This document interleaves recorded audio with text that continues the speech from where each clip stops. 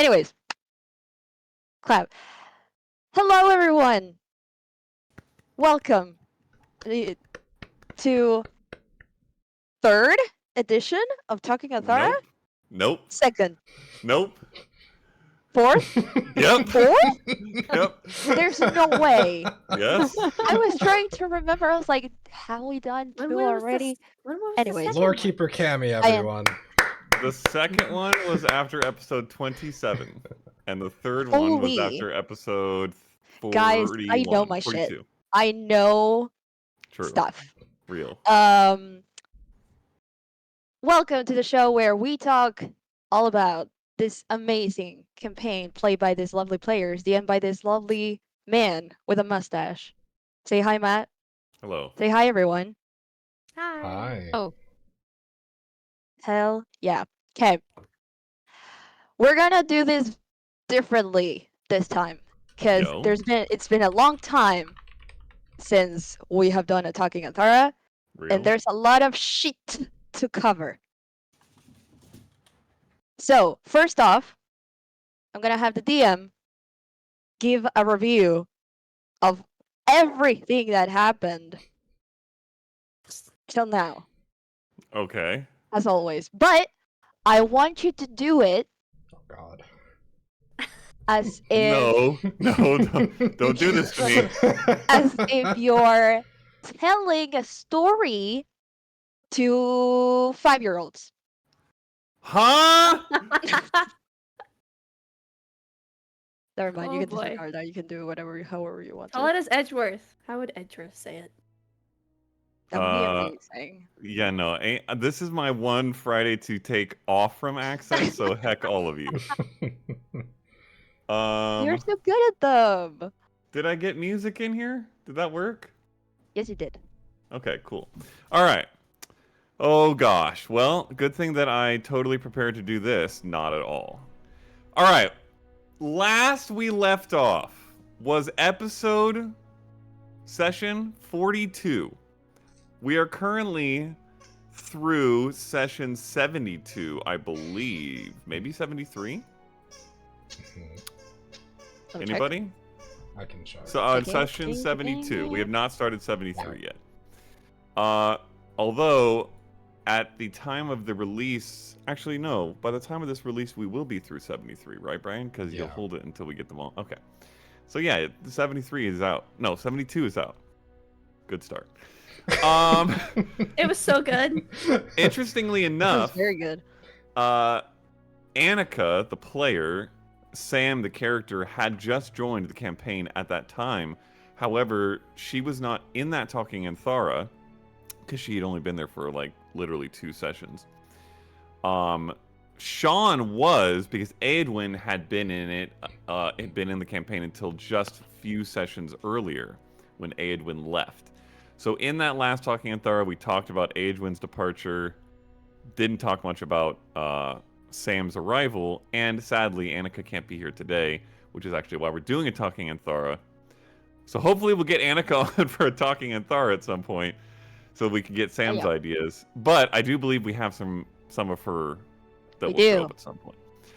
So, here's what happened. Start montage. Yes, start montage. There's no montage. No. The session after the last Talking Aanthara, which was session 43, was actually Traveling Tales, which to this day remains the most viewed Adventures in Aanthara session.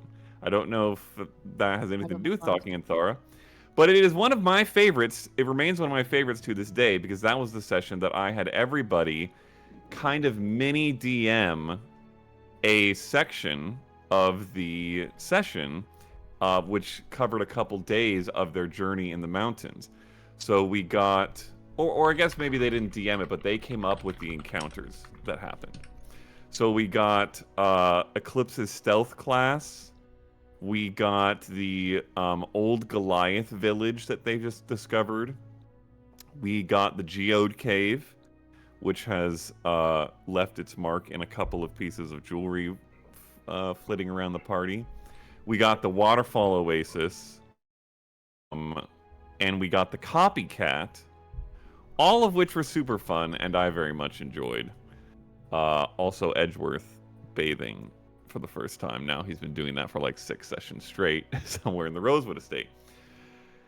And then after that, things got much more intense. The session after that was the fight against the 3 strange, magical, semi-natural, semi-unnatural avatar things, which the party had a very interesting time battling, and which gave them some incredibly powerful, if limited use, magic items, the seeds that the party now has inert at this point, as of current session. But they won that battle, which seemed to be less of a battle even and more of a test almost of some kind. There were some dreams that occurred around that time, particularly Brightwing and Sam interfaced with some strange happenings. And then after that, they made their way finally to the edge of that, or the end of that mountain journey, to the lair of the assassins that they had been tracking, and Hugo. And battled the Umberblade and the Iron Hand. That went... Poetic. You know, I mean, it went. Yes, it went. Very intense fight, which culminated in what is probably to this moment still one of the most insane moments in the campaign, when Faye was 1 death save from permadeath, unresurrectable permadeath, and instead rolled a natural 20 to regain consciousness and then stab to death with his own permadeath creating weapon, the Umberblade, who was the last standing of the duo, thereby ending the fight. The way thereby, yes, thereby finishing the assassins and then recovering Hugo, who was being kept in a sort of semi-prison, semi-research facility under this weird cavern. It was kind of odd.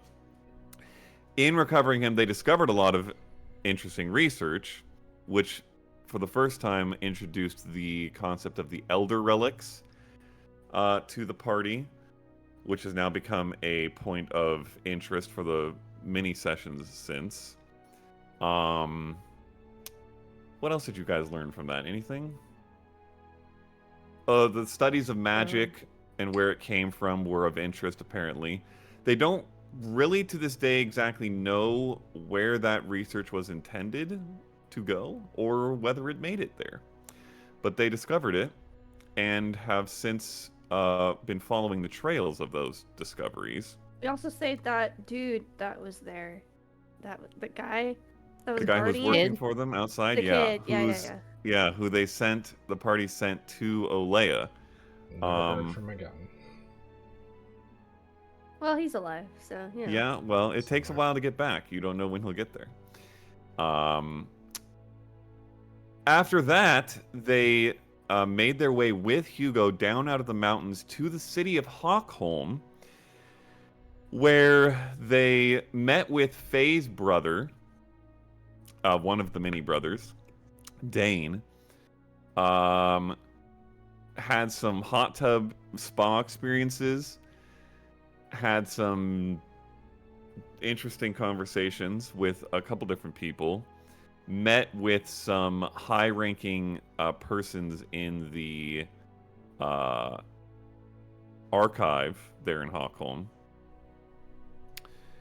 and were able to acquire passage through a teleportation circle back to Olea. Before they did that, some of the party engaged in smuggling of a questionably legal nature, through which they happened to meet an old friend of Sam's, actually, and through a series of creative decisions managed to avoid much of the issues that were potentially going to be involved with that encounter/experience. But in doing so, acquired some interesting magic items and some money. And then they teleported back to Olea. Sam met Remy. They did some tests of Sam's magic. They reconvened with the family, the Fournoir family, and many hugs were exchanged. The plan for what to do with Hugo and his existence, locale, livelihood was hashed out, and they basically decided to put him on voluntary house arrest, where he is continuing his work, but to the general public is believed to still be missing.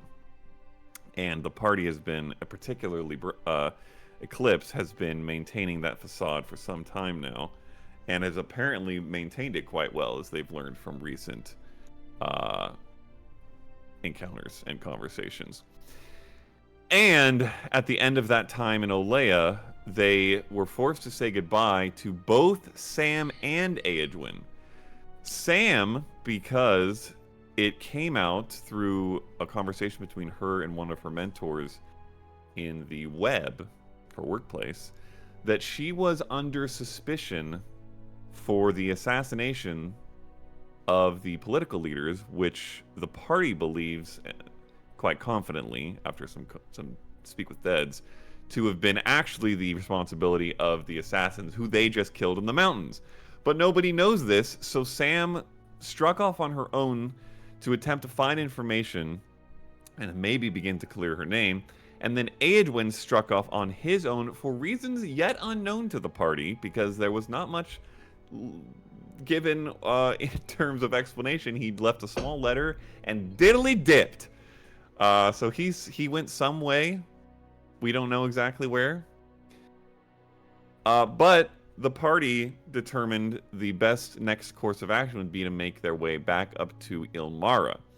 So they started traveling to Ilmara, encountered a few violent obstacles in the gorges, which they had previously also encountered violent obstacles in. One was not really an obstacle.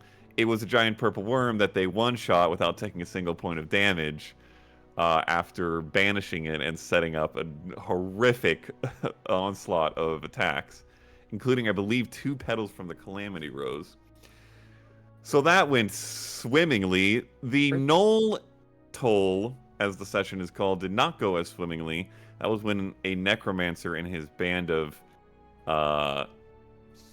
creepy, nasty, one maybe vampiric Knoll accosted the party and attempted to demand a toll from them. And while the party did defeat them, they almost killed Crater, which sent Eclipse into a possibly the most emotional stretch of her otherwise stoic journey so far. Also, I'm not sure when she took the first barbarian level, but it would have been before the last Talking Aanthara, because it was before you guys left Olea the first time. Right? I'm right on that? Yeah. We had just done that, yeah. Yeah. So that, I think, played in a little bit to the next few steps of her personal journey. But eventually they made their way to Ilmara. They met with the Shaded Wind, who they had... with Rylus there. Yes, Rylus was with you the whole time. They had some interesting personal conversations with Rylus and made him a notebook, which he definitely remembers and holds dearly in his inventory now. Most tragic backstories I've ever heard.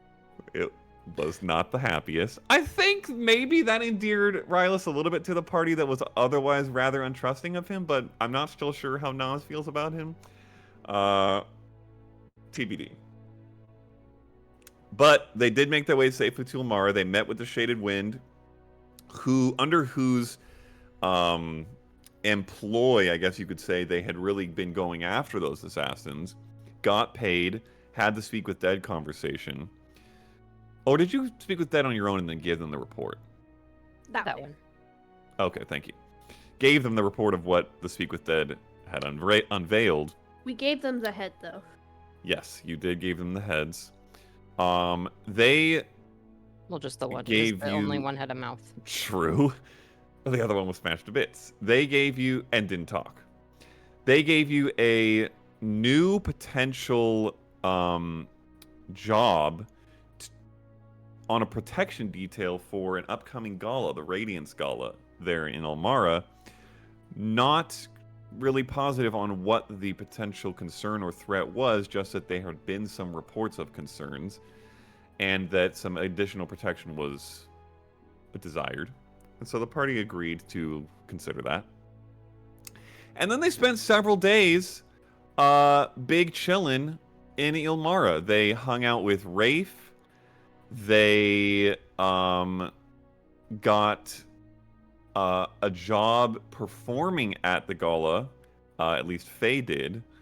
They had a few more interesting dreams. They jumped off a waterfall.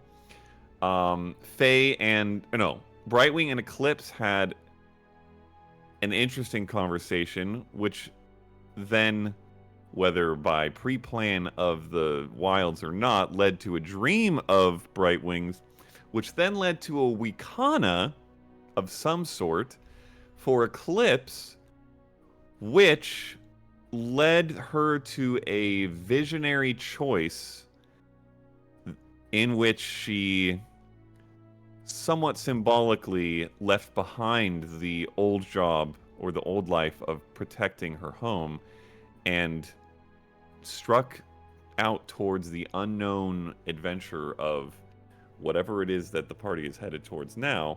And by doing so, completed her dip into 3 levels of Barbarian and got a subclass at level 9 before anybody else got to level 9. Then the party went to the party and had a series of interesting conversations with a few people at the gala, several people at the gala, really. Tried to pick out potential issues or concerns, didn't really succeed in doing so.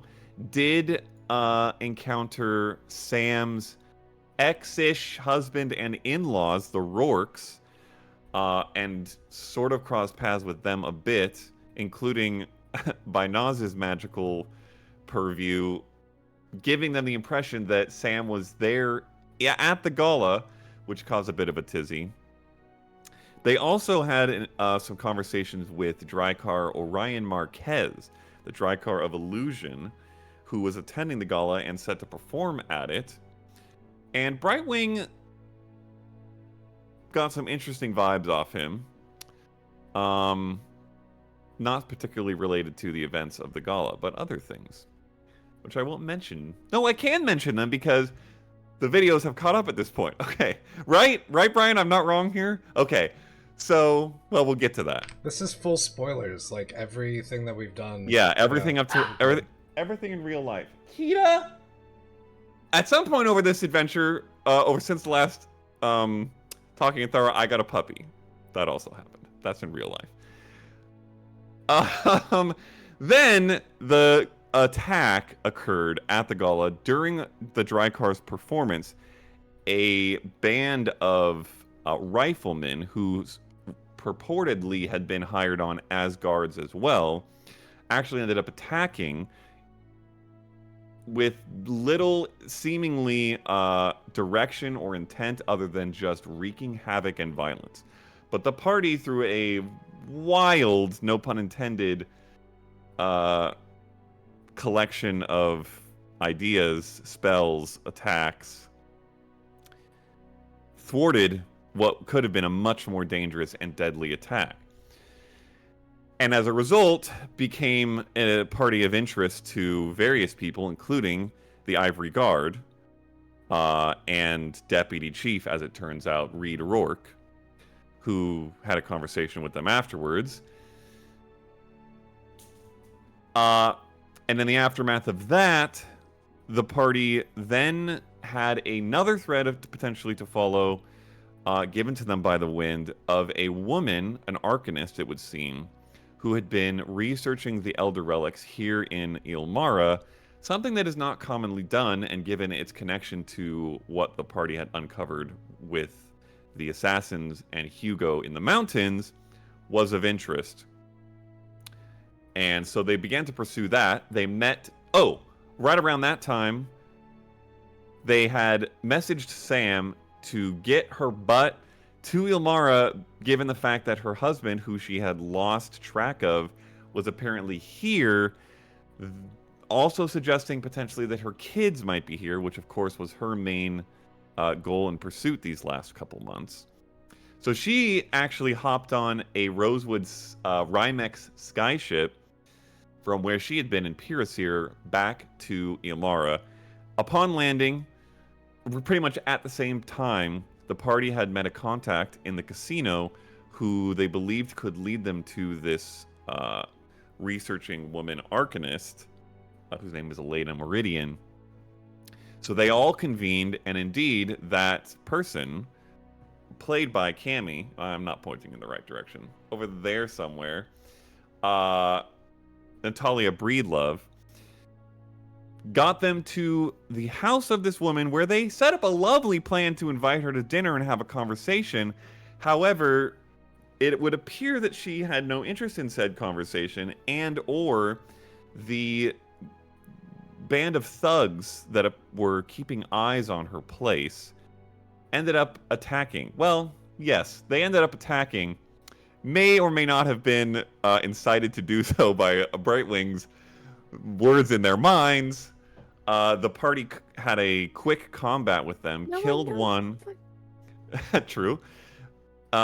Incapacitated the other two.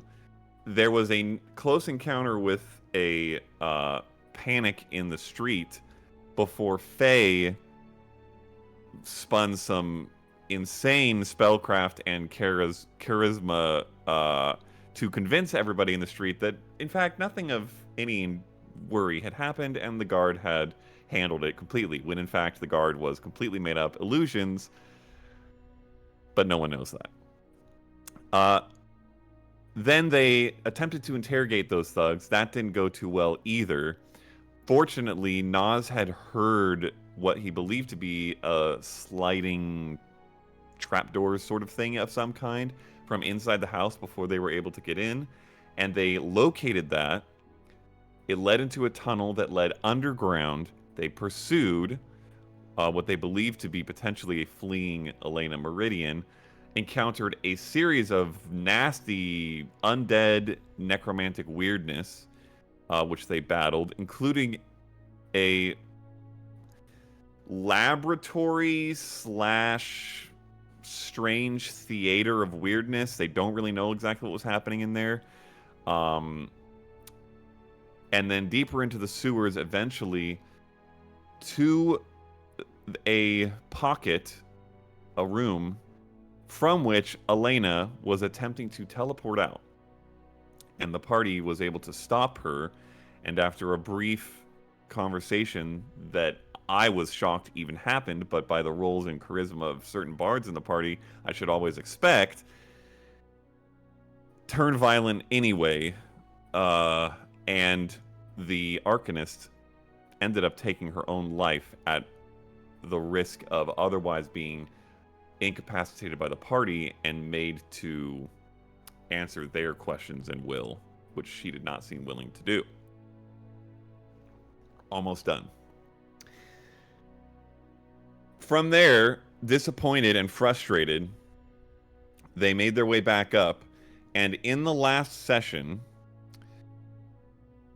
split up the party to engage in some research on much of what they had found underground with Elena Meridian on both the Elder Relics, but also apparently her strong interest in new and expanded versions of necromantic magic, as well as, for some reason, dragons, not something commonly discussed or researched in modern Aanthara.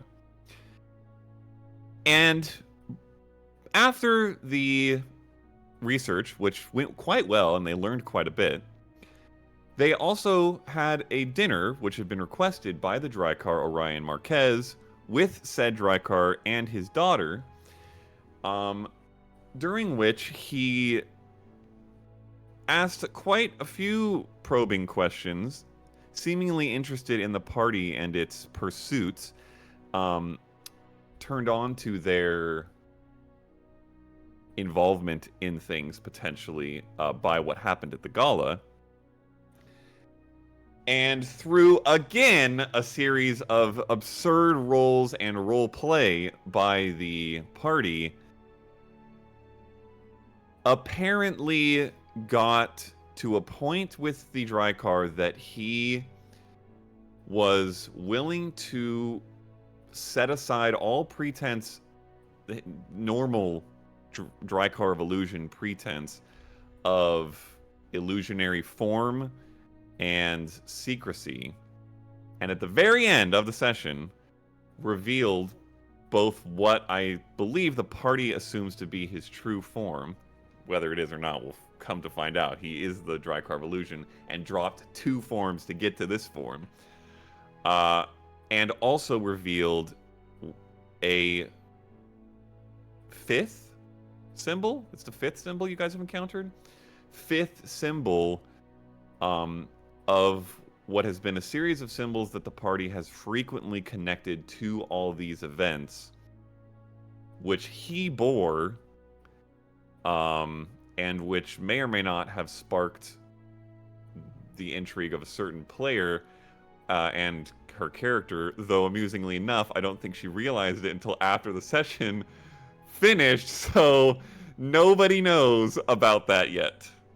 But I think we can probably talk about it if it comes up, or if you want.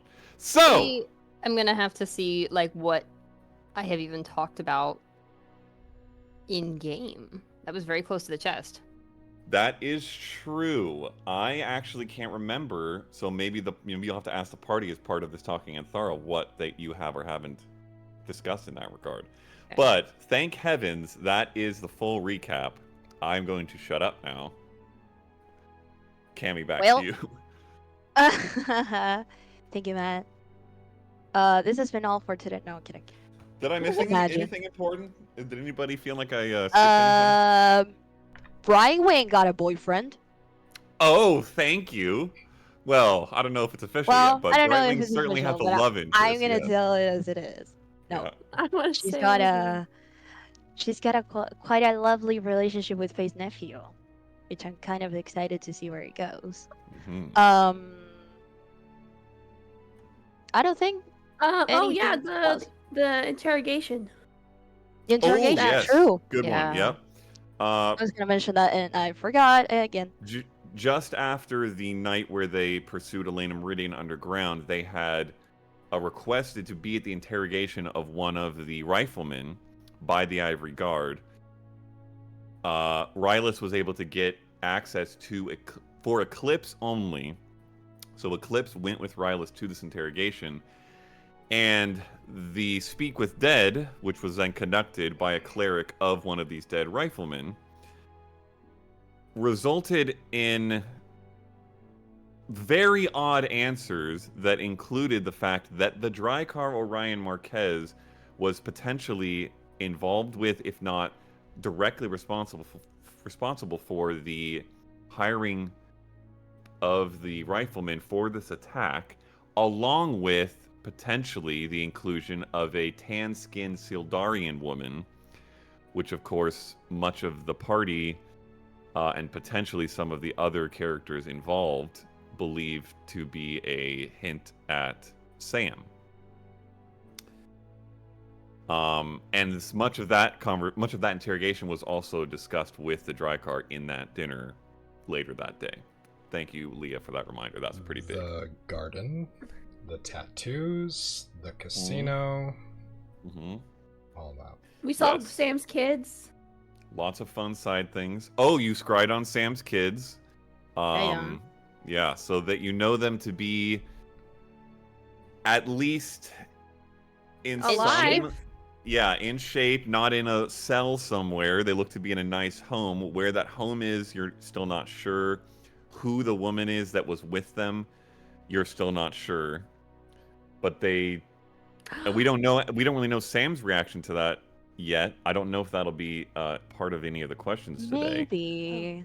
Who knows? I could send that lady a message. What? You could send that lady a message. I could send that lady a message. Yes, you could. You are familiar with her now, or you know of her. New spell, who dis? New spell who this is fun spell. Hello, I'm Brightway. I like You being don't the know nanny me, cam. It's so but- great.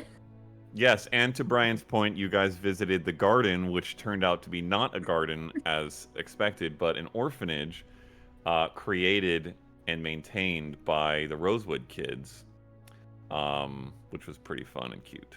I'm proud I got Anything that right wild. before we got there. Yeah. Anything else? Guys, I'm a great lore keeper. I don't. That feels don't like think the so. majority of it. Yeah. Very cool conversations throughout all this half an hour of explaining lore drops. But now we get to the questions. Now, I always tell you to roll for who is the first. However, don't reach for any die because we're not gonna do that today. Yo. I have made all these questions so that we can have like a what? I rolled anyways just for the lulz, and I was like, I'm probably gonna roll a natural 20 because it's not actually a DM roll, and it was literally a natural 20. Oh my god. Okay, just for that, I'm gonna No, give you a fancy You question. can't do that when you're playing either, Matt. So let's. That's what I'm blame- saying. Yeah, it I doesn't can't do it count. when No I'm roll was Oh wait, called. that's a good point. Yeah, no roll was called. That natural 20's in the garbage. Damn it all. Okay, I'm gonna give you a fancy question. I think I've asked you this before, but I can't remember, so I'm gonna ask it anyways. Who is your favorite NPC to play, and why? Oh my. Why are you asking me a question first? I just talked for 20 minutes. It could be a short answer. Talk It could be longer. Rylus because he's freaking cool. Next. Yeah, He is it's pretty sweet. probably between Rylus and Rafe. Rylus because he's the most fleshed out as in terms of what the party has gotten to know. And I think he's dope as fuck. The party doesn't really even know all of the dopeness that he has. But he's super cool. And then Rafe, also he's the only character I've ever gotten to actually fight with. Unless you count Edgeworth. Has Edgeworth actually hit anything? I know he has a He made a sharpened dex stick. save at least. Yeah. Yeah. That's true. And he's he got cool. owned by a Bahir. But then Rafe, because Rafe is in a way the most like what I typically play as a character, and maybe even I might say most like me. And he's just super fun and has a great personality, and a good like repertoire with, no, not repertoire, repartee with Faye, which is fun to play. So definitely probably one of those two. Hell yeah. Okay, back to the beginning of that whole summary of what has happened. Let me ask all of you, first off, feelings about the cliff. Damn. I think that's targeted. No, I I'm kidding.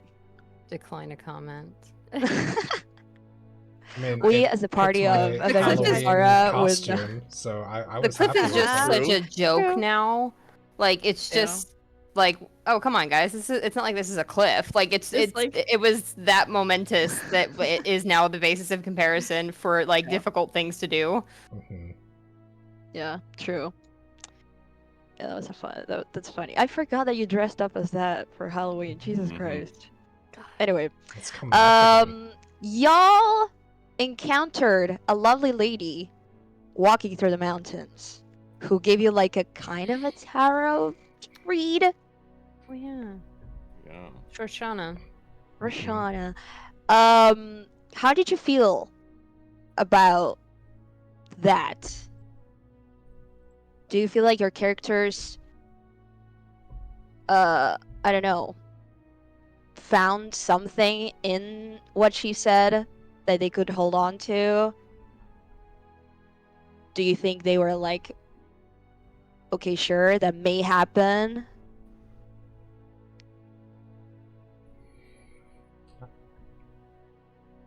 I'll go first. Go for it. Notes. From what I had to go to my ones before our shared notes. I think the information came at a very good time for Nas, mainly because he had just been essentially caught by Sam, not in a form that he could really recover with, so he had to embrace being a changeling. And I can ask a question about that. Okay, but whether it was a trust of an individual, because his word was trust, I believe, if I remember right, whether it was by having to trust an individual right away with something that he has had a very heavy secret with, or if it was more about his own acceptance of his form because he has been doing more and more in his changeling form, it kind of hit him when he needed to hear it. And I think that aided him with becoming more and more comfortable with at least the people that he knows witnessing what he's capable of, and even electing at times to utilize it for whatever reason, because he used it to imitate, I don't remember his name, out front of the assassin cave, and a number of times it has come up since then. Darza, thank you. But he used it to imitate Darza. He used it to imitate Eclipse to give her some time with family. Like, he's been using it more and more as a way to develop and to establish more relationship with people. So I thought it was good. Call, she didn't have a whole lot to say about Faye. She said that there was a lot of unknown. And so it was like, yep, that's about right. Thanks. She was like, you're a bad bitch. Sly girl. If you want, the brief summary, I won't read the whole thing because I only wrote long. down eclipses for some reason. The brief summary of each. Yosnips was trust. She talked about flying with a flock and opening up to that flock, seemingly indicating the party, which Brian just talked about. Faye, she talked about identity and about not knowing who she was, but also maybe not knowing why she was and wanting to find the answers to those, and being a storyteller but needing to find her place in the story. Incidentally, there was a line that said, who can call you daughter or sister? So we may be getting to some interesting answers about that. Brightwing's was balance. She talked about the fact that Brightwing is very, very dedicated to what she knows, but that the true heart of wisdom is considering all paths and finding the right one. And that there is wisdom to be found even in the people around her. Which I believe Leah and or Brightwing talked about being interesting to her because she hadn't really considered that, given her more like blind dedication to the wilds. And then Eclipse's was freedom. And she talked about the sort of life of duty and peace and order that she had lived, and this recent foray into unleashing that, or unleashing something from within to be her most dangerous, which obviously has happened quite a bit since then. So those were the four. Oh, yeah.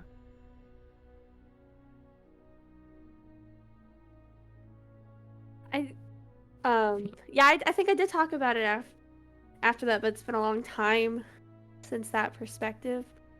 I think Brightwing, if you have seen her slow character shift of being, this very kind of naive, new to the world being, it's being caution when we're talking to people, actually accepting lies and being okay with it.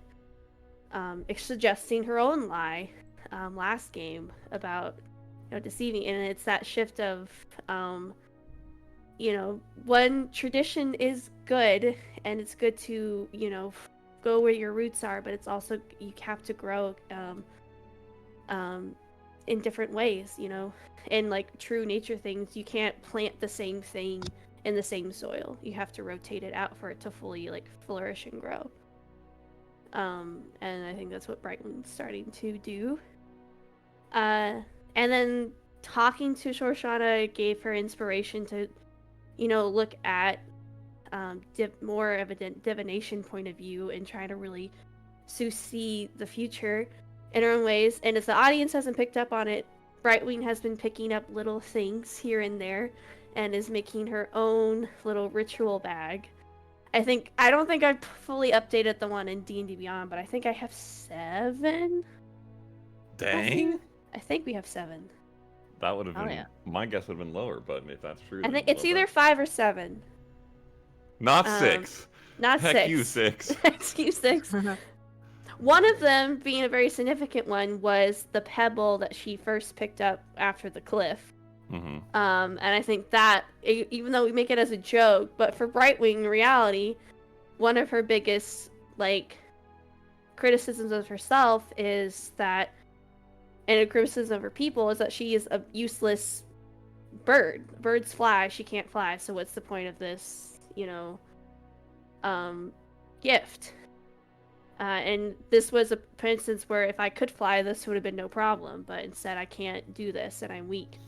But having the balance of, fully trusting her friends to get her up the cliff, and then picking up the first thing, getting there, and being grounded by them. I think that was the very first instance where that was true trust in them, if there wasn't already. So we will see what divination approaches her later. I don't know. What about you, Jess? I think I accidentally played into it without remembering what the hell they did. I was gonna say, that's from all the character arcs, I think I find Eclipses the strongest and the one that I like. Oh my god, that's so good. That is such an Eclipse thing to do, and it's it's been written, right? It's been, I don't know, at least I see it that way. It's as if I'm in the middle of a book about her life, and I'm like, oh my god, okay, I need to continue, give me more. So yeah. Let's be real, Eclipse gaslit the entire party. Correct. Yes. When she's like, oh yeah, I can just bristle on command. This entire time we were thinking she was actually just still angry and grumpy and sitting in the corner. No, she's over there just be like, oh, this is all just a show. That's so funny. She's incredible.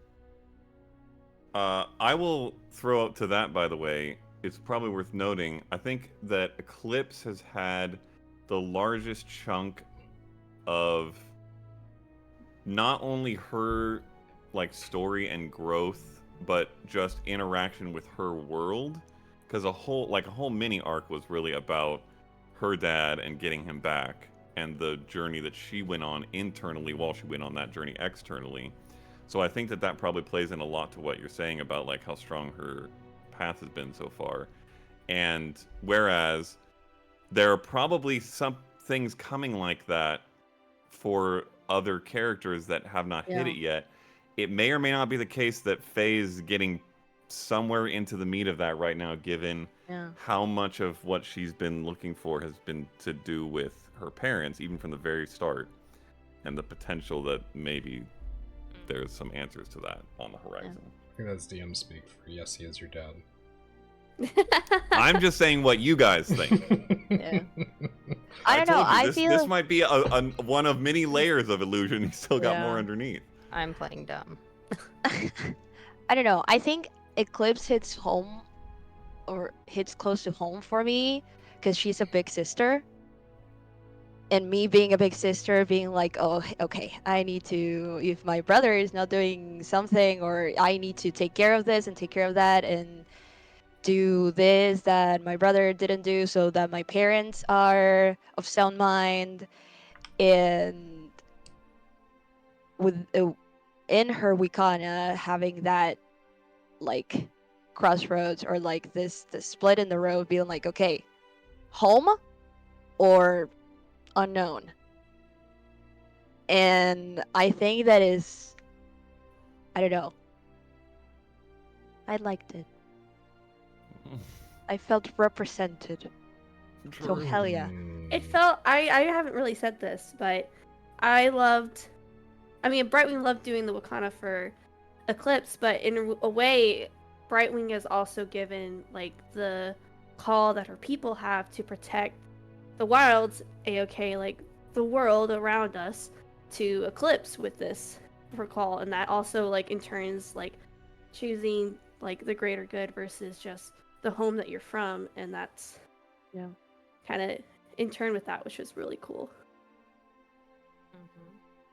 I think that's the beauty of the wilds, is that it is, like, broad enough to encapsulate so many different things for different people, and you can kind of pull what is important to you out of that and maybe project a bit of what you want it to be onto it, but it is encapsulating enough to include all of those things. And when you think about it, like, it's not the stuff. When people talk about, like, the most important things in their lives, it's never stuff. It's always people. It's always, like, things that are living. It might be, like, a garden for someone, or, like, you know, a pet or a person, but, like, it's inclusive enough to fulfill all of those things.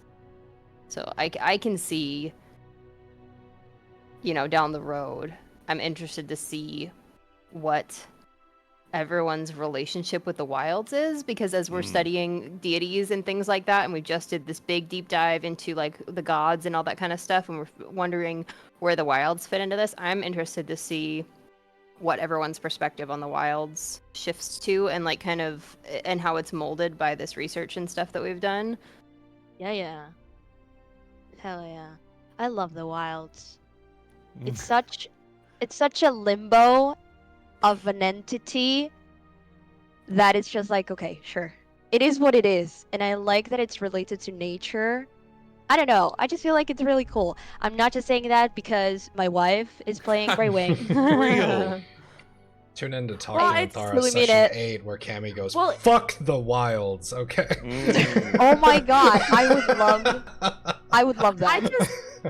I truly don't know what the wilds is. I mean, that's kind of the whole thing, but I remember way back when we were first discussing Brightwing, Matt was like, okay, I already have a nature goddess in the Pantheon, do you want to be that? And I said, no, because it's the personification of nature. It's like, it's not just like a god of nature, it's like the whole entire compass of it. Nature. It's nature. Yeah. So he ran with that, and I remember him saying, I've already gotten so much information, like, I'm running with it, looking at the DMs back. He did. And apparently, it's not a dragon. I thought for a second it was a dragon. When doing the research, I was like, is the wild's a dragon? What? Oh my god. I like it a lot because, mainly in English, to whoever is watching, hey, hello, I'm Camila. I'm not from the US. I study English, have been for many, many years, and I also study translation. So I always like to play around with D&D and the languages. So, quick lecture, if you didn't know, in Spanish, we have gender for things, which in English, you do not. So, the translation, I haven't reached a translation for the wilds yet, because I don't want to give it a gender. So, I'm like, it is so interesting, not only because of my hobbies, but also academically, and I find that really cool. But anyways, next question. Do you feel like risking Hugo was a success? He's not Slash, dead.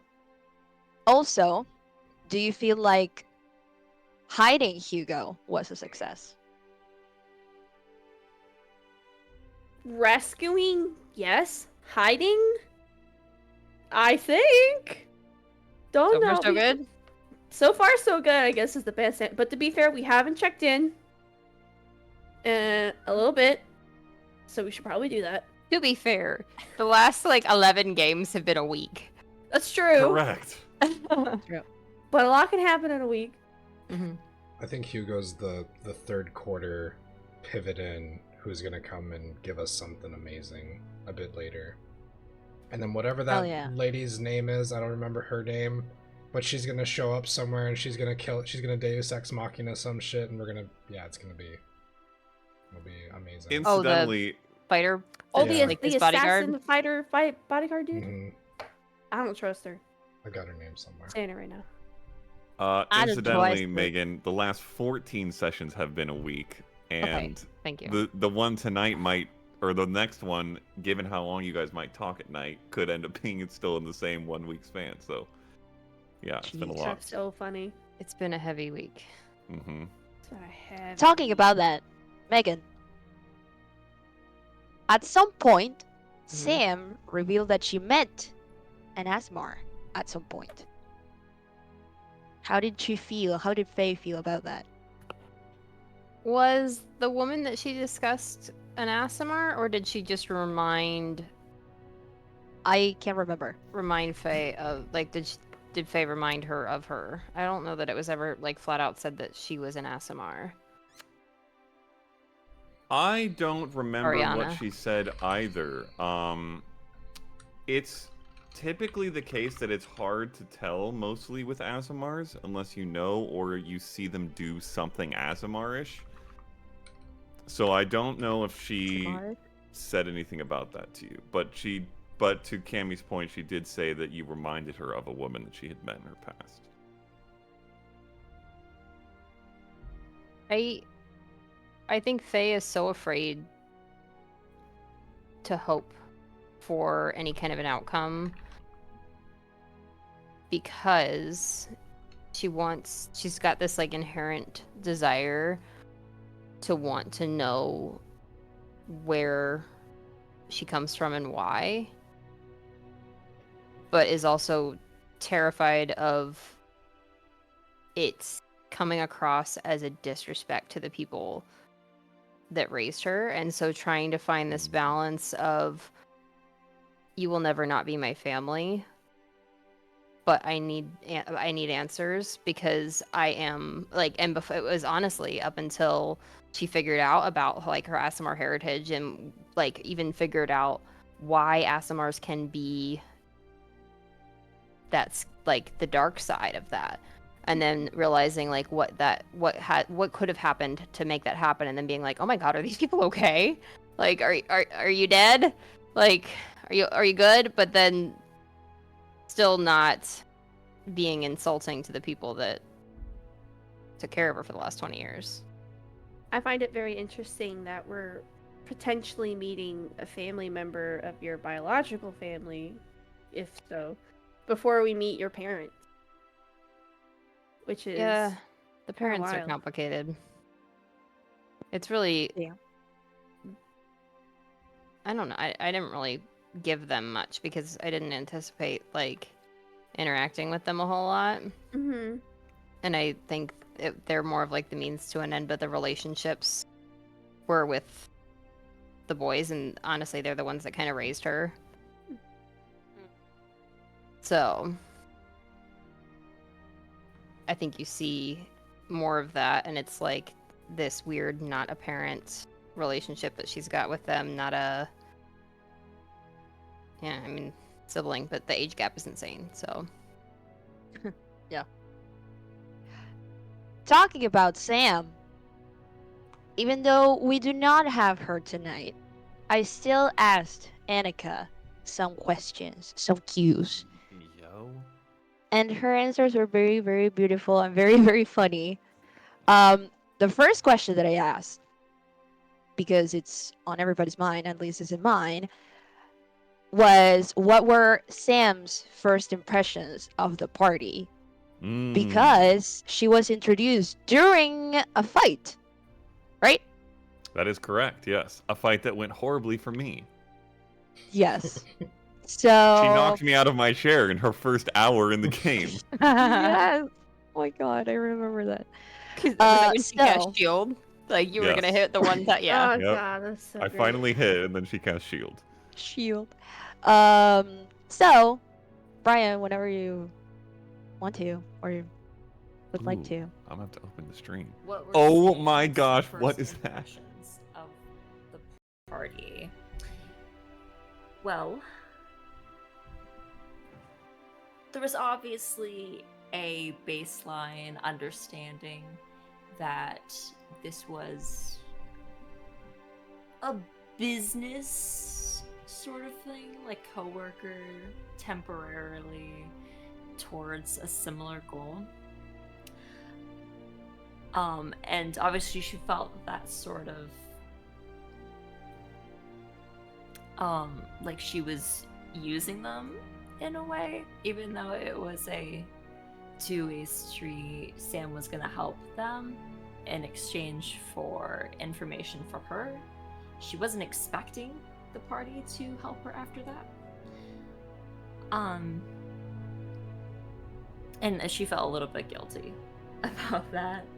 At least after the party showed interest in continuing to travel with her and helping her out. But individually, Sam was really appreciative of the party. They were very open with her very quickly, which she's not used to, especially at that point in her life. Obviously, right after losing everybody. These people just stepping up and making her feel welcome and making her feel listened to and cared for. She was so caught off guard, and she obviously reciprocated, and she showed a lot about herself.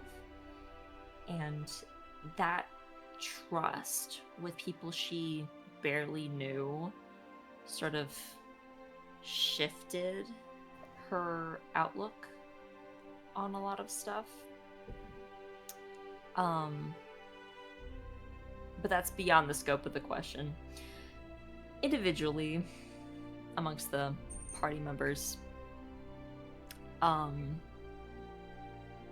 her first impressions of Brightwing, she was stricken by how wise this young woman was, and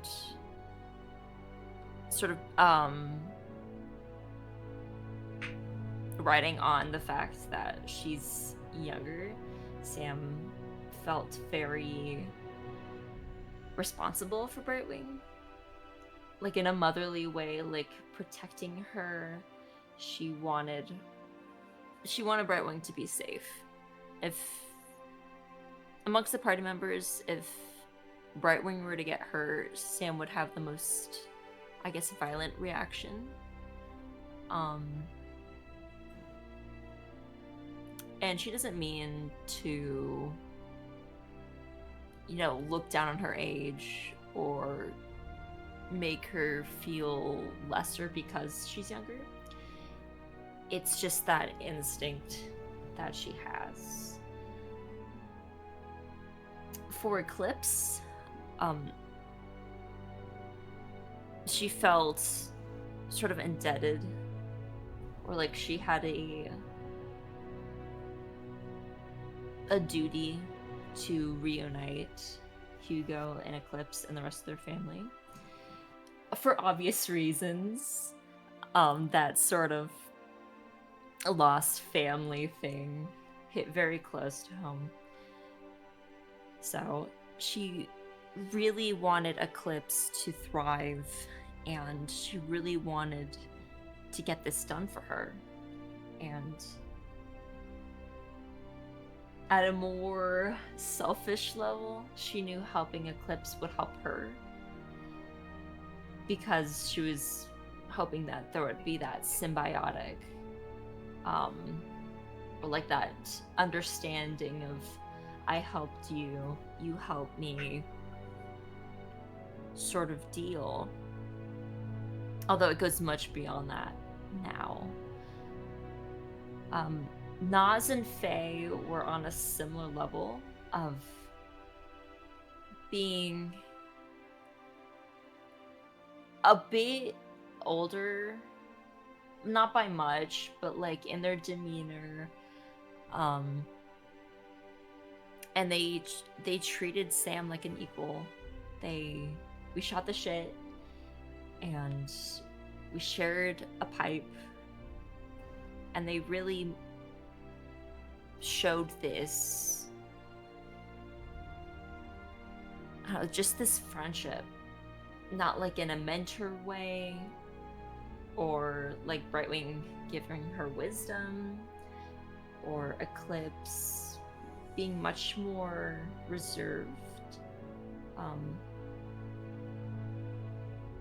Faye and Nas just opened their arms to her, and she really, really appreciated. Yeah, that's about it. Dang! Isn't she incredible? She's so great. That is so pretty. That is so cute. Thanks, Annika. Talk to you in a bit. Interesting question that Leah thought of. Yo. Now that Remy, played by the wonderful Halia, has looked at everyone's magic, I think it's everyone. What do you think about the ones you do know?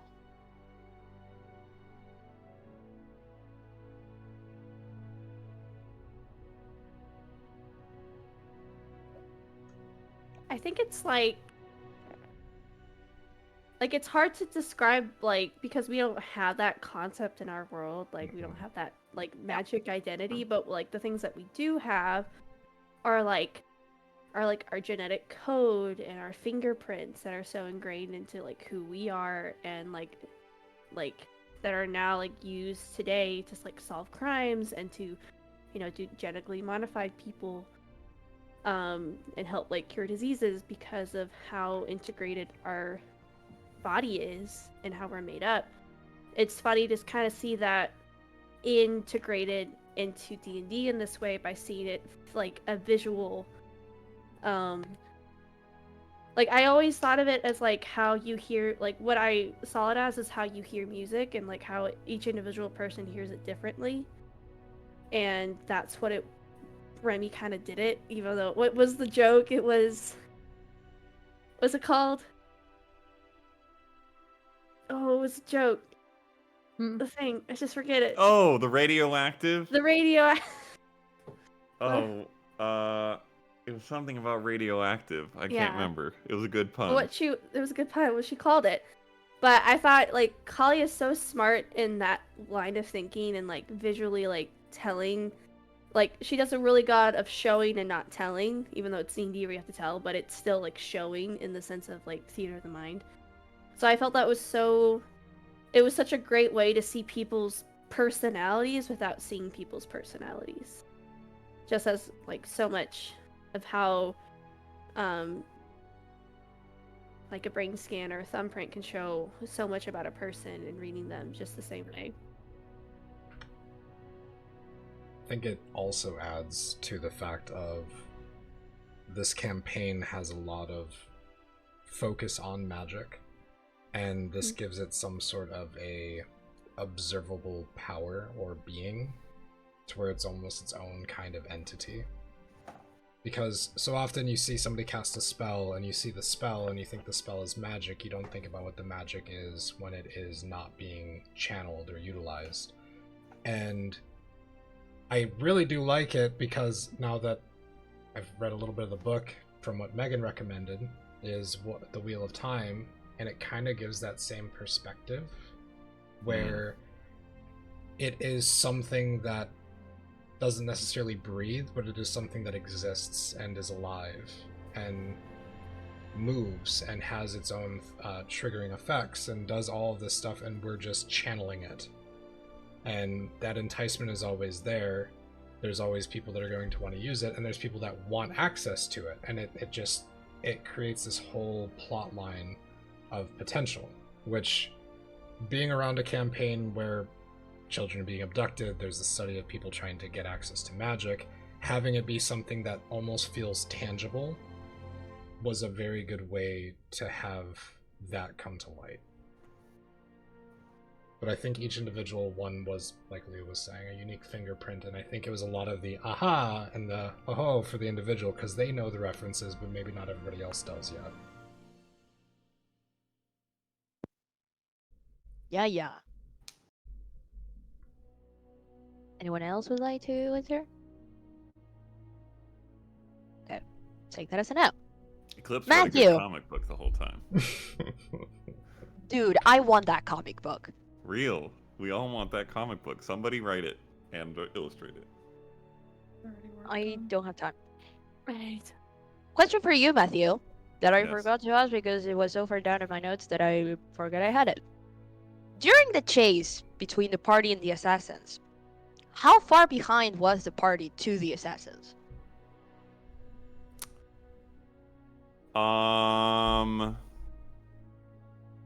Locationally or time-wise? Time-wise? Both? Neither. I believe for most of the journey they were a few days behind. They were a couple days behind just to leave the city, as I recall, and then the assassin's ability to move faster through a variety of means got them a little further ahead as things went along. So they had likely been there for a few days by the time the party got there, I believe. Yeah. Okay. Next question. Jess. I didn't want to ask it before because I wanted to... I wanted you to specifically answer this question. What were Eclipse's thoughts during her Wicana? Did she think it was going to work out? Was she afraid of what would happen? Was she ready for whatever?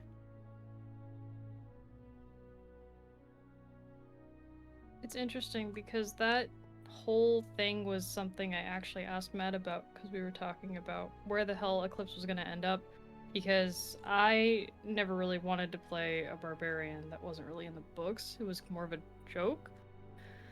And so early on when the choice was made, I was like, well, shit, I don't know how far I'm going to dip on that side, because it really kind of depends. I don't want her to keep going that way if it doesn't match. And unfortunately, the story's just been delightful. So I asked him how we were going to make this work, because I found out with her subclass, the ancestral kind of guardian thing. Which is dope as shit. Which is dope as shit. 1 second, I'm getting interrupted. Oh. Heck, you interrupters. God damn it. Unless you're a cute animal, then you're allowed. Unless you're a cute animal. Oh my god. The people in this house have perfect timing. Ain't that the yeah, truth? so I was trying to figure out how to get it to work, because I was like, oh shit, well, it's like, you know, natured. I was like, we could make Brightwing trigger it, that'd be cool. And he was like, yeah, just go for it. And that's when that whole conversation happened, because I was like, well, fuck it. We'll figure it out. Let's do it. So that was your idea? That was my idea. Well, how it happened was not my idea. My idea was to spark it, and then it just kind of went from there, which was crazy how well it worked out. That's crazy. So that was why that conversation happened when it did, when everyone else was goofing around. Because I was like, damn, we might as well just go for it. Like, I know that we're just standing here watching it. I was like, fuck, I'm not going off a cliff again. I'm just listening. Yeah. And so when it finally came down to it, I think it was a lot of not even really uncertainty, because it was just, if it doesn't work, it's fine, right? Like, whatever, I'll just keep doing my thing. And if it does work, then, you know, that's something that she can be proud of, that it worked. Like, that Brightwing can feel accomplished, and achieve what she's been meaning to. She can step into that role and show what she's capable of, and we get to learn more about her culture, and it was very insightful and important. So yeah, I don't really think there was much to lose. I don't think there was a lot to be worried about. I think when she was in it was definitely a lot more wild to think about, because I never really planned much of her backstory in that way. Like, I knew she was the kid that would get in trouble, and then the more she got in trouble, the more it was kind of not really, it was scolded out of her. Where it was like, you can't be this way, we have a reputation, all these really important things. So over time, that's why she got so reserved. And so it's like trying to explain that she had that attitude when she was younger, and then slowly had to grow out of that attitude, which was why when she first got the unleash, I mentioned that it was a small version of her, that she was like, hey, dad needs our help. Yeah. So correct me if I'm wrong, but I didn't tell you in advance of that you would have to provide any. Yeah, okay, absolutely not. Hee hee. Yeah, that was some great. That was so good. On the fly roleplay though. It was a great scene because it's one of the few times where I actually pictured it like it was a movie. Like how Nico says that he sees moments of D&D campaigns as like scenes from a movie or like fan art or everything. How it was happening, it was like, dude, I'm watching a sick ass Marvel animation. It's To one of me- those things, like, I don't know if anybody's watched My Hero Academia, but there's very specific moments in the anime where it has like Todoroki when he was little, or like Hawks when he was a kid and he was looking at other people. That's what I was trying to pull off, and thankfully it worked. Because like that was the biggest thing I could think of, was just like a Hawks looking at everything and realizing what he has to do. And I was like, yeah, why not? What were you gonna say, Megan? I pictured it differently. I didn't think of it very much as a movie. I thought of it as a home video on a projector in someone's backyard, on a bed sheet in the backyard, on a projector of you watching, and like having those moments of like you walk in when someone else is watching it, and you stand in the back and realizing they're watching you. Like when you catch your mom looking through your baby pictures, like that's the vibe that I got from that. Except you're doing it to yourself. So you know what I pictured that way when you described the whole scene of the treehouse. Yes. Yeah, that one for sure. That and I or like a series of Polaroids. I was talking with Leah. I pictured it as like a children's novel. Yeah. Like you were like flipping through the pages, and you're like, I was about to say Megan, no, Faye, like on her brother's shoulders and pointing at things and being like, and with her tongue out. It was like that was like I felt when you were describing that, I felt like I was watching like Rapunzel in the tower, like drawing on the walls. Like I felt like I was watching the new Disney princess. Yeah. That I was very, very cute. But yes. How did that happen in game? I can't even remember. It was very cute. I don't remember. It what was very happened, cute. though. I don't know what triggered it. I think y'all were being like, you know what? Fuck it. Tonight we're slipping. It was in... Rafe. I think it was Rafe was telling Yeah. stories. Oh, that Rafe, is what Rafe it was. was telling the story about the treehouse. Yeah.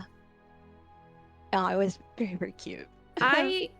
This is very niche view of it, but I'm trying to find the exact thing. I don't know if you guys have ever played. For me, it played out like a video game, like a very more artsy video game where, I don't know if you guys have ever heard of the Unfinished Swan, where it's all very artistically drawn through it. It's a beautiful game. That's how I envisioned it. That it's like black and white, and then color comes in when emotion comes in, and that's how so beautiful. How I pictured it. I did see it a little bit desaturated, besides like I think it was like face pink dress, and then maybe like the green in the trees, and then the roses on the bushes, like that. Those were like the bits like sepia tone, but with those pops of color. Like the red dress in what is it, Schindler's List or something? Or the yellow, whatever the jacket is. Yeah. Yellow. I like how we all picture that differently, but with the same like vibe. All of mine was stick figure Brains are drawings, amazing. so I don't know what you guys are talking about. They were like so valid. Real. I'm so Muppets. floored that just came up with Brightwing does a Wakata for her. That's so cool to me. Well, the Wakana wasn't really the point. Was that it would have to be Brightwing helping in some way. I had no idea how that was gonna be, but it was just Brightwing has to be a part of it regardless because I have no idea what I'm doing. I gotta equate it to Matt. Matt has done a really great job of putting in my culture without having me actually go to the place because it's so out of the way of the story of where we are that there's a lot of times where I'm like, I would love to go see it, but it makes no sense for us to go there. But these little moments in this and exploring that like gives those little tidbits and me and him the creative freedom to expand on that in those little moments, and that's really fun. I appreciate that a lot. He's an incredible man. The other fun thing despite with her how is much I just joke about him. embracing the tabaxi of it, because when I last played in a game that had a tabaxi, it wasn't like a cat person, it was a humanoid with cat features. So it wasn't like the way that tabaxis look now. It was like a human person with like cat ears and a tail, and the way that it ended up was cats. unironically they also had a berserk mode, which was really funny. So I have stolen that from them. Nice. Kinda where we're at Hey, now. yeah.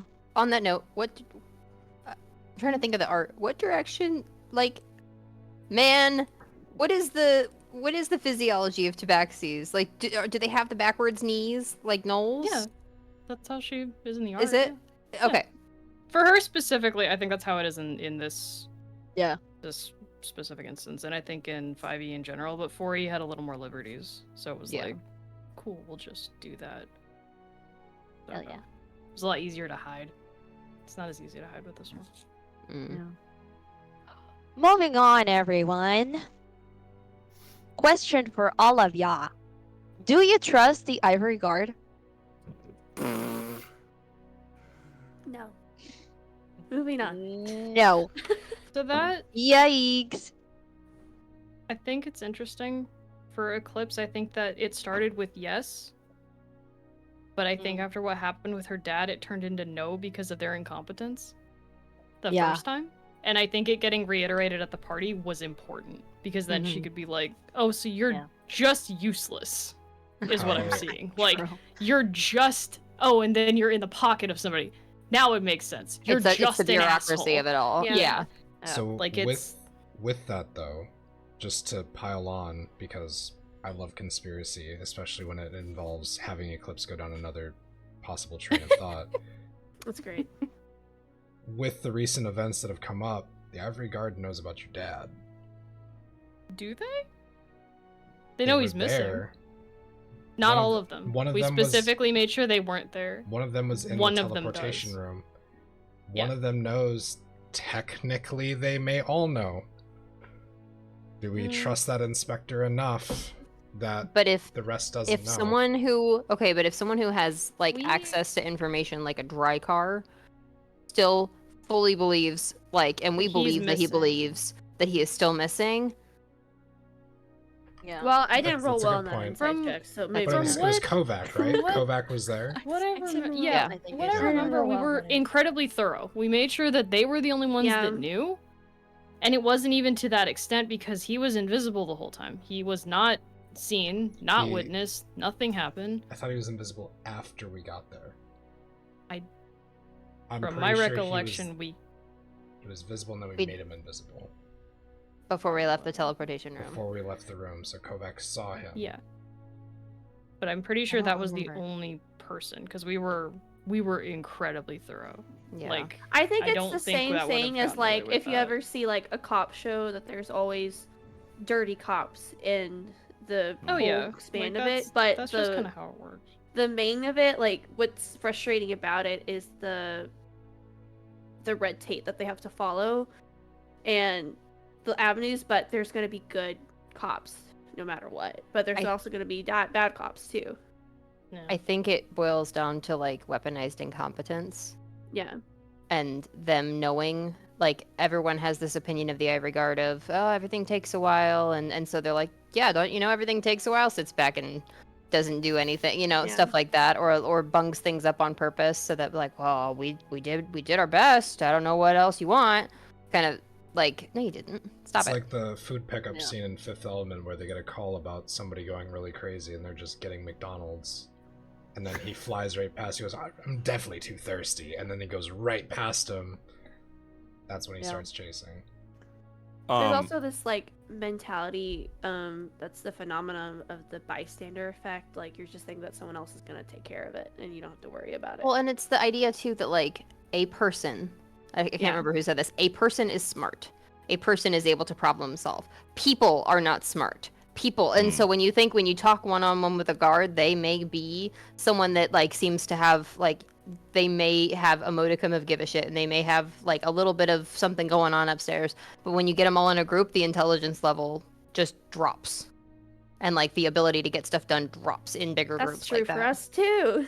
You ever tried to coordinate like a brunch with like 15 people? It takes so much longer. Or a trip down to a southern part of a state in like 20-something days.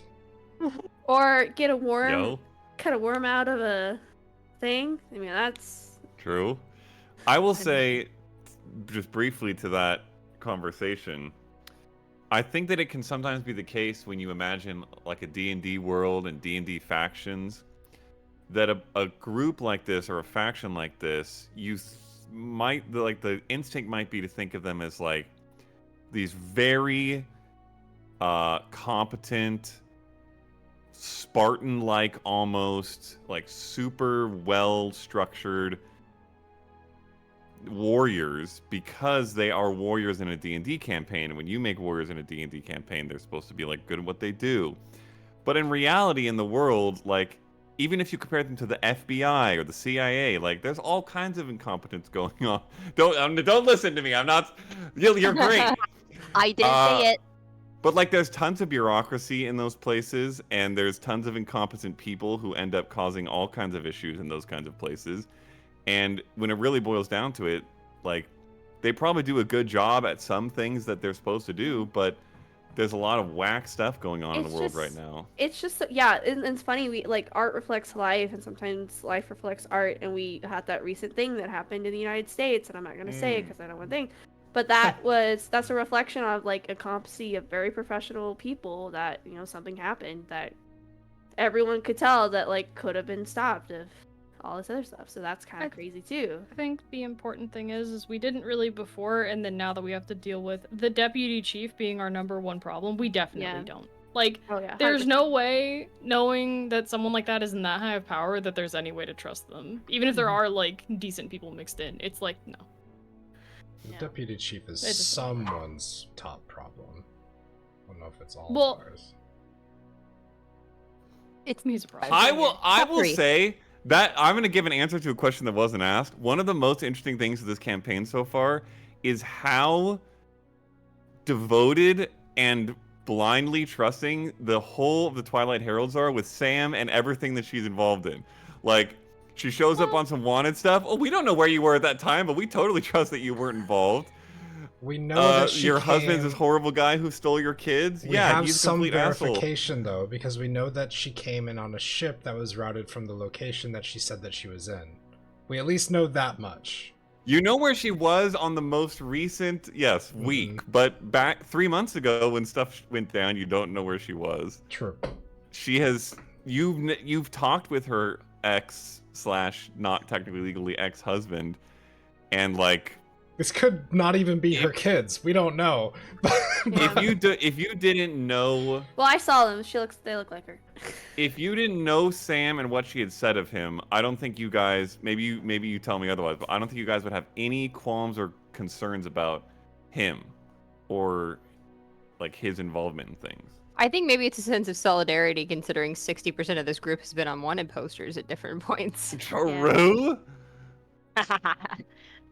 On that note, Also, talking. one of the group has had their brother stolen. One of the group has had their father stolen. One of the group has had a member of their tribe intended to be stolen, and the last member of the group wasn't stolen, but orphans were stolen, which she connected to a little bit, and so everybody's a little pissed at that whole concept, and Sam having to deal with that same concept, whether or not it's related, probably creates some sort of camaraderie there as well.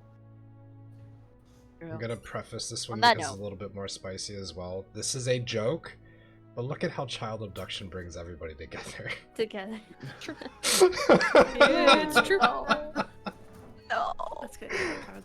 Except parents and children. Oh my Yep. god. True. Damn, there it is. Adopt today. That's it. Adopt today.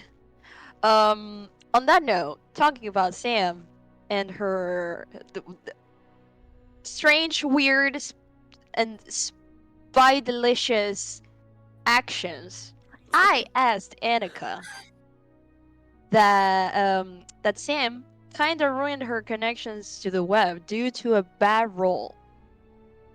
How does Sam feel about that, and how does Annika feel about that? The poor roll during her conversation with Beckett, ultimately ruining her connection to the web. I love poor rolls. I think they are so interesting. Ultimately, probably more interesting plot-wise than good rolls.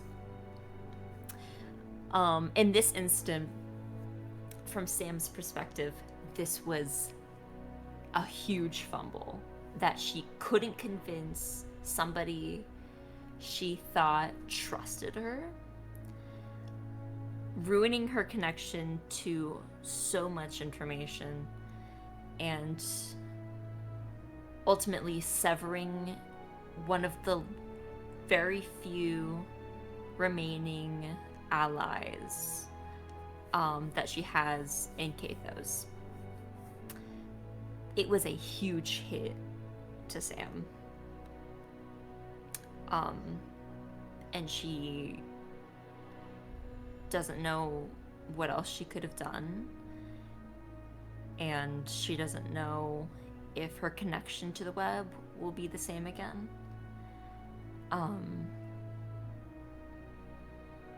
But from Annika's perspective, it made sense. Especially at the place we were at where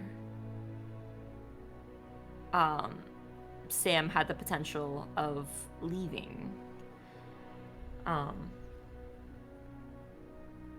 It was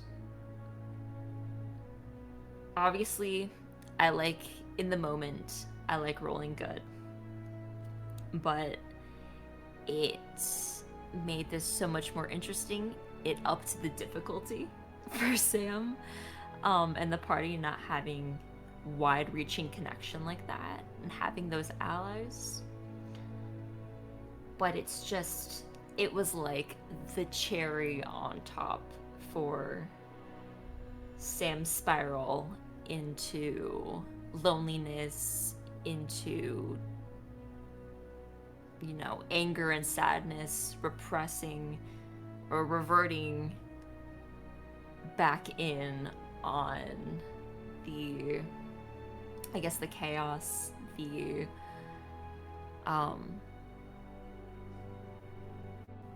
the static in her head, to put it lightly, and to not dive too far into her whole situation. But I loved it. It was probably the most influential, most interesting role that could have happened. And I'm really pleased with it.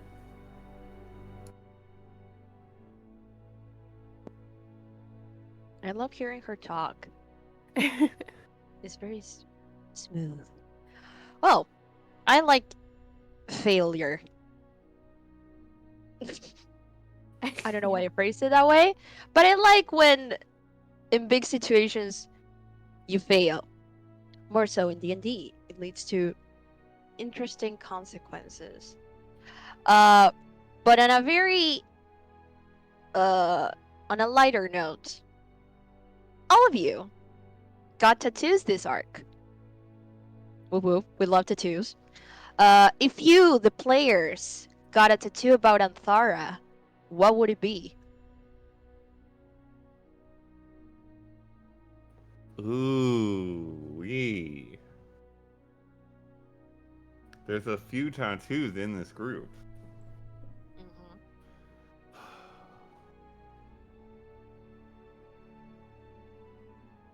I know the answer, but we're not talking about that yet. What? Goddamn. What? What? I have said in the past that I do want to get Naz's markings on his arm as one of mine. Yeah. One thing I would be willing to dedicate an arm to that, but I need to see his story finish.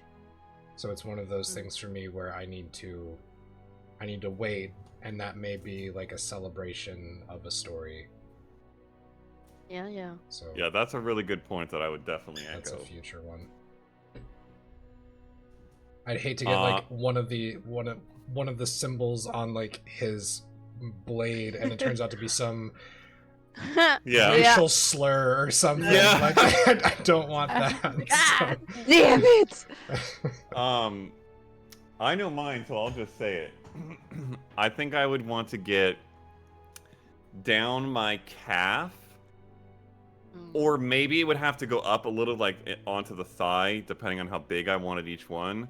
The weapons or defining like instrument of each character, like just down the middle in a line. So like Brightwing staff, Faye's lute, Clips's spear, Naz's double-bladed weapon, and Sam's TBD, maybe crossed sickles. Yeah.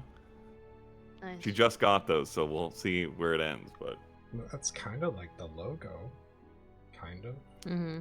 Yeah. It is kind of like the logo. I don't logo have Sam in the logo. That's true. I need to. Maybe we should revise the logo and put Sam in there. A mage hand holding it. Ooh, that's a really good idea. That would work.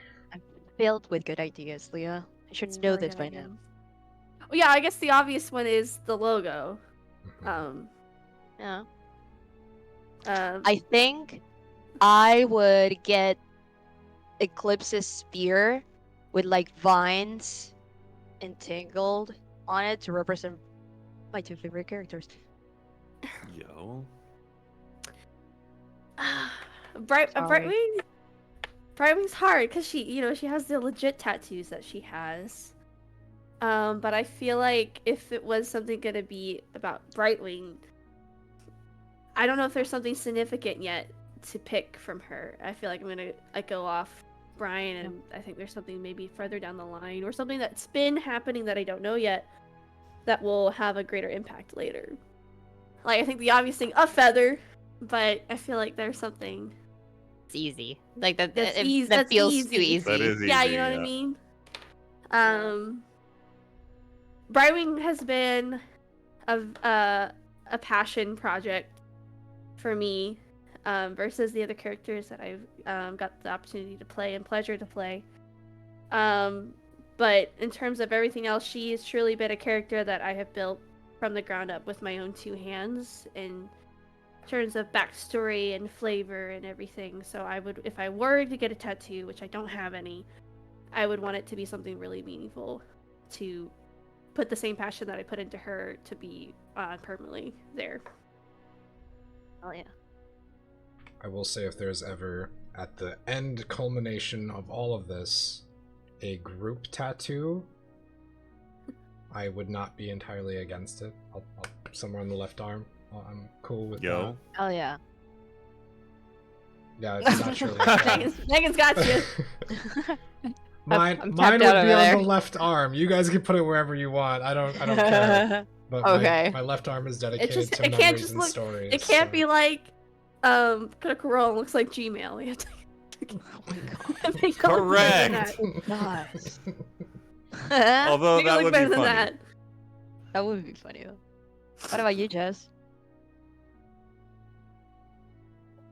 I feel like it would be something really minimalistic, kind of the way that we have the logo, but it would be something like even simpler than that, where it's like a black cat walking on like a thing of notes with a feather flying by in the wind, That's really kind of a cool. thing That's that's like really nice. That's really subtle cool. for everybody. That's so sick. Yeah. That's so cute. It's one of those like if Think you know it's you know Studio kind of Ghibli. things, but it's Yeah. it's Yeah, it's because the feather just like on the vague wind. enough. Ooh, Yeah. yeah. It's Mm, just vague enough. Ooh. I like That's that. cute. Someone I start really love drawing. that. Leah, Yeah, for get on that. That's the Already group in my head. tattoo. It'd make a cute sticker too, if you guys want to buy the Hey! Yes! Oh my god, yes! stickers! True. Yeah, Period. just something like that. That way it's not it's one of those almost like a failsafe. Like if we don't quite make it to the end, it's at least like, hey, Mm, Yeah. that was cool though. Like be- that was the thing we in did. the it'll be the end. next category of essence of Anthara. Yeah, It's exactly. like Anthara, but It's it's like kind of tangent. Scent. Is that Yeah. our Oh, scent yeah. logo? This Yeah, is the logo that's that's gonna on be the the scent. scent. Yep. Yep. The first one we release is When we gonna be finally the make drugs wax that we melts of our smoked. characters, yeah, that's I think if I ever got a character for D&D, I think it would be like an amalgamation of kind of similarly to that, but like if not the whole group, then like all of the characters that I've played and loved over the years. Yeah. Like my halfling cleric was like a cleric of Saluna. So I've always talked about getting a moon for her because she was just literally Look at that. and then my And that beautiful art. character in Brian's campaign would be there's options. That's a heavy one. Same thing here. But like I could see some kind of twist of that, but I don't know that Faye's not done. You know, she's not she's still cooking. Like there's not enough. I mean, a music note would be so like such a Disservice. disservice. It's like Yeah. like in the same way that a feather would be a disservice. It's like, okay, well that's what you do, but that's not who you are. yeah. Like having that one moment that kind of defines a character would be a very good thing to try to encapsulate. And I feel like for each of us so far, we don't really have that just yet, necessarily.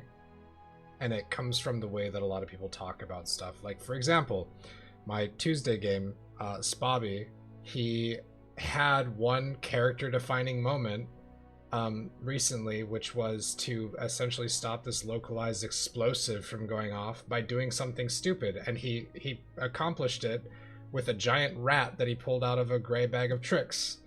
Like that kind of like that's him now. I have a dice, my first ever true like dedicated dice. This is Spobby from now on because he rolled a natural 20 on that, and it was like the perfect moment for that to happen. And I don't think any one of us has really had, well, except I'll say Faye, yours, like the one with coming back, yeah, fucking amazing. So that may be the one that out of all of us has, but I think that there's still so many more that could potentially happen that are so much greater too. Yeah. Mm-hmm. I think it's weird that we're 70 sessions in, but it doesn't feel like we've done Yeah. that much. Like we've done a lot, and I don't think we give ourselves enough credit for it. But at the same time, it doesn't feel like it feels like the world has done more than we have. Yeah.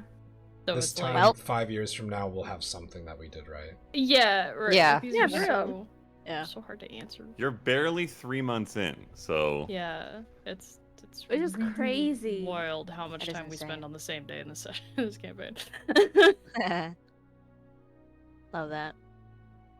Anyways, another fun question. Now that you've met all of Faye's brother, who's your favorite and why? Ooh. Megan, you're welcome to also answer this question. I like Does Dane. I thought Dane was cool. I Dane don't was think really Dane cool. got enough screen time. Hashtag justice for Dane. Justice for Dane. Bring Dane back. Hashtag Bring Rafe Dane was back. cool. Dane is the perfect weekender. Like, he is the perfect, like, you do a very serious thing in your day-to-day, and you are the most fun person to let loose and, like, just rip a weekend with. I think that's what was so surprising. I thought he was going to be really serious the whole time, and then when he came to hang out to get a drink, it was like, oh, okay, we're chill. All right, that's fine.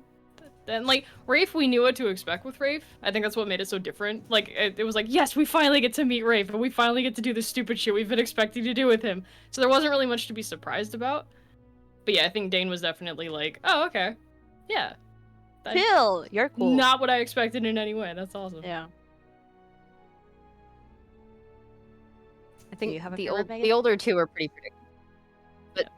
But I do like them. I like like all them. of them.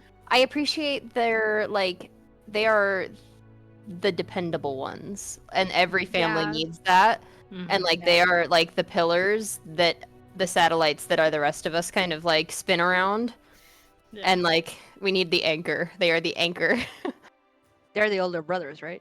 Yeah, they're the two oldest ones, yeah. It all comes back to older brothers, guys. It all comes Listen, back to older brothers. I'm the Maybe oldest, Izzy. so I think in all my characters, if they have siblings, I'm the youngest because I just don't want the responsibility. Like, I have been the oldest for so long. Yes! What's funny is my twin brother Luke.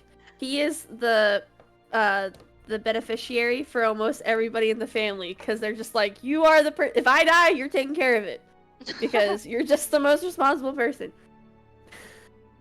So Funny that he's the youngest. Yeah, he's technically Literally. literally the youngest, and he's Yeah. everyone's like, Luke's gonna do it. Next question for everyone that I've been, well, not dying because I already know. On a scale from 1 to, how frustrated are you that the necromancer unalived herself? Can it be more than I'm actually cool with it. I'm really glad we fucked up. Oh, yeah. like, yeah. Honestly, I'm really okay that fucked up. We had the right to be totally angry about something, and we finally had the chance to just be like, are you fucking serious? Like, that doesn't really happen usually. It made it realize that this game can totally fuck us over at every moment, and I'm okay with that. I think it was a good excuse to be angry, and for the characters to be angry. I genuinely wonder what we could have learned. Like, what, aside from, like, flipping through her notes, like, yes, I'm sure there could have been conversation and knowledge, but it would have been a frustrating conversation. It would have been a lot of cryptic reading between the lines. So it's like, it would have been another Cyrus, and I didn't want to have another one of those fucking conversations, because they didn't want to give us shit. She didn't want to give us anything to begin with anyway. That's true. The biggest FU would have been if the shield won, because that would have been really funny. But again, I went into it like, that's not gonna work. But it'd be cool. I think it could have. I think the flip side of that, though, is it would have potentially presented, and I know that this wouldn't have happened, but it would have potentially presented the opportunity for the party to flip evil. Yeah, that too. If I'm just saying, that's a one action is not gonna. Well, no, what I'm saying is, if this was a case where we continue the conversation and we potentially aligned with this person, then because maybe like if this person is a source of the Elder Relics and they've been studying it and they have a lot of knowledge with that, then maybe they have a way to get us to the first one or two.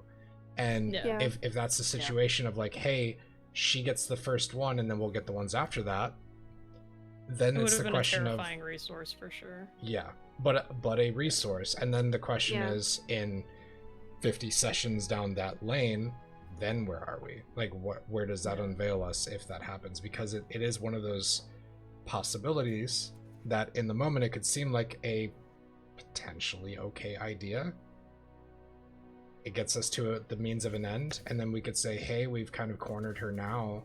What would stop us from cornering her again? It's a gateway alliance. It's a gateway alliance, yeah. I will say a big game of chicken as well. Yeah. But after the fact, I'm like, initially, yeah, I was fucking pissed. But I think the longer I thought about it, the more I was like, yeah, this is perfect. Yeah, I think it was good for stories. I think it was good for stories for a lot of people. I mean, I've talked about it before, but I think that was the first time a character of Brightwing has truly met that she's outright hated.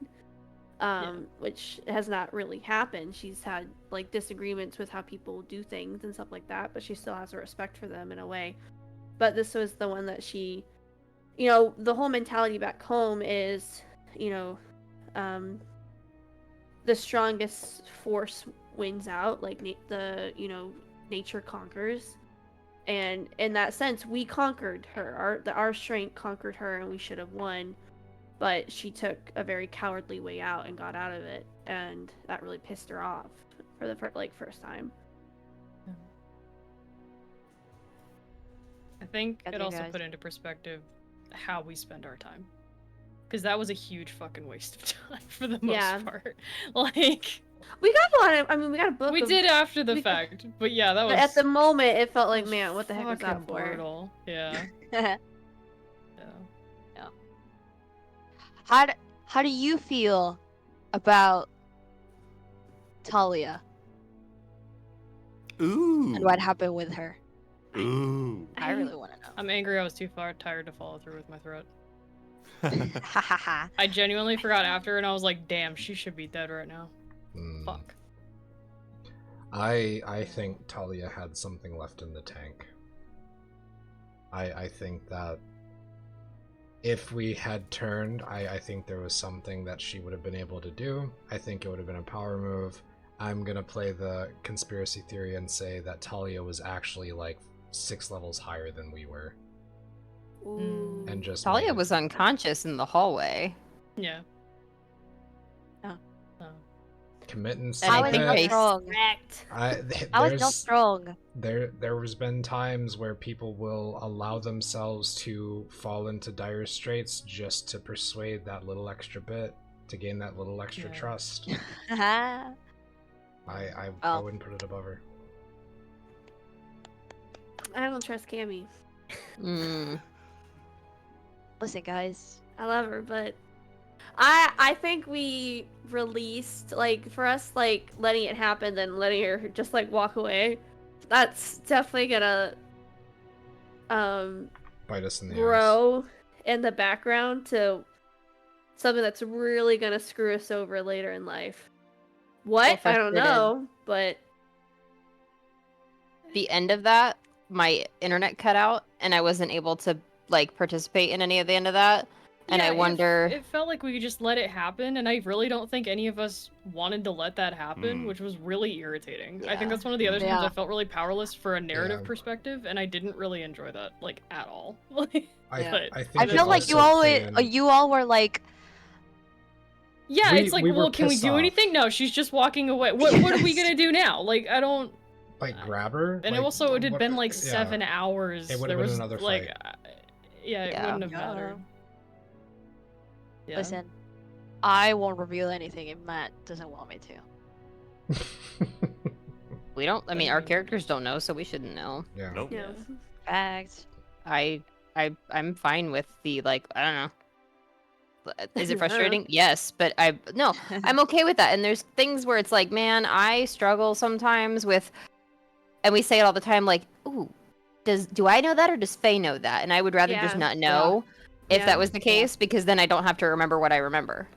I just have the knowledge, and if I have it, then my character has it. And I think that was, I mean, we've had the perspective before, but I feel like that's another reminder that, like, hey, there's a outside world besides the story that's going on, and that's gonna keep happening in the background, and whatever that turns into will turn into.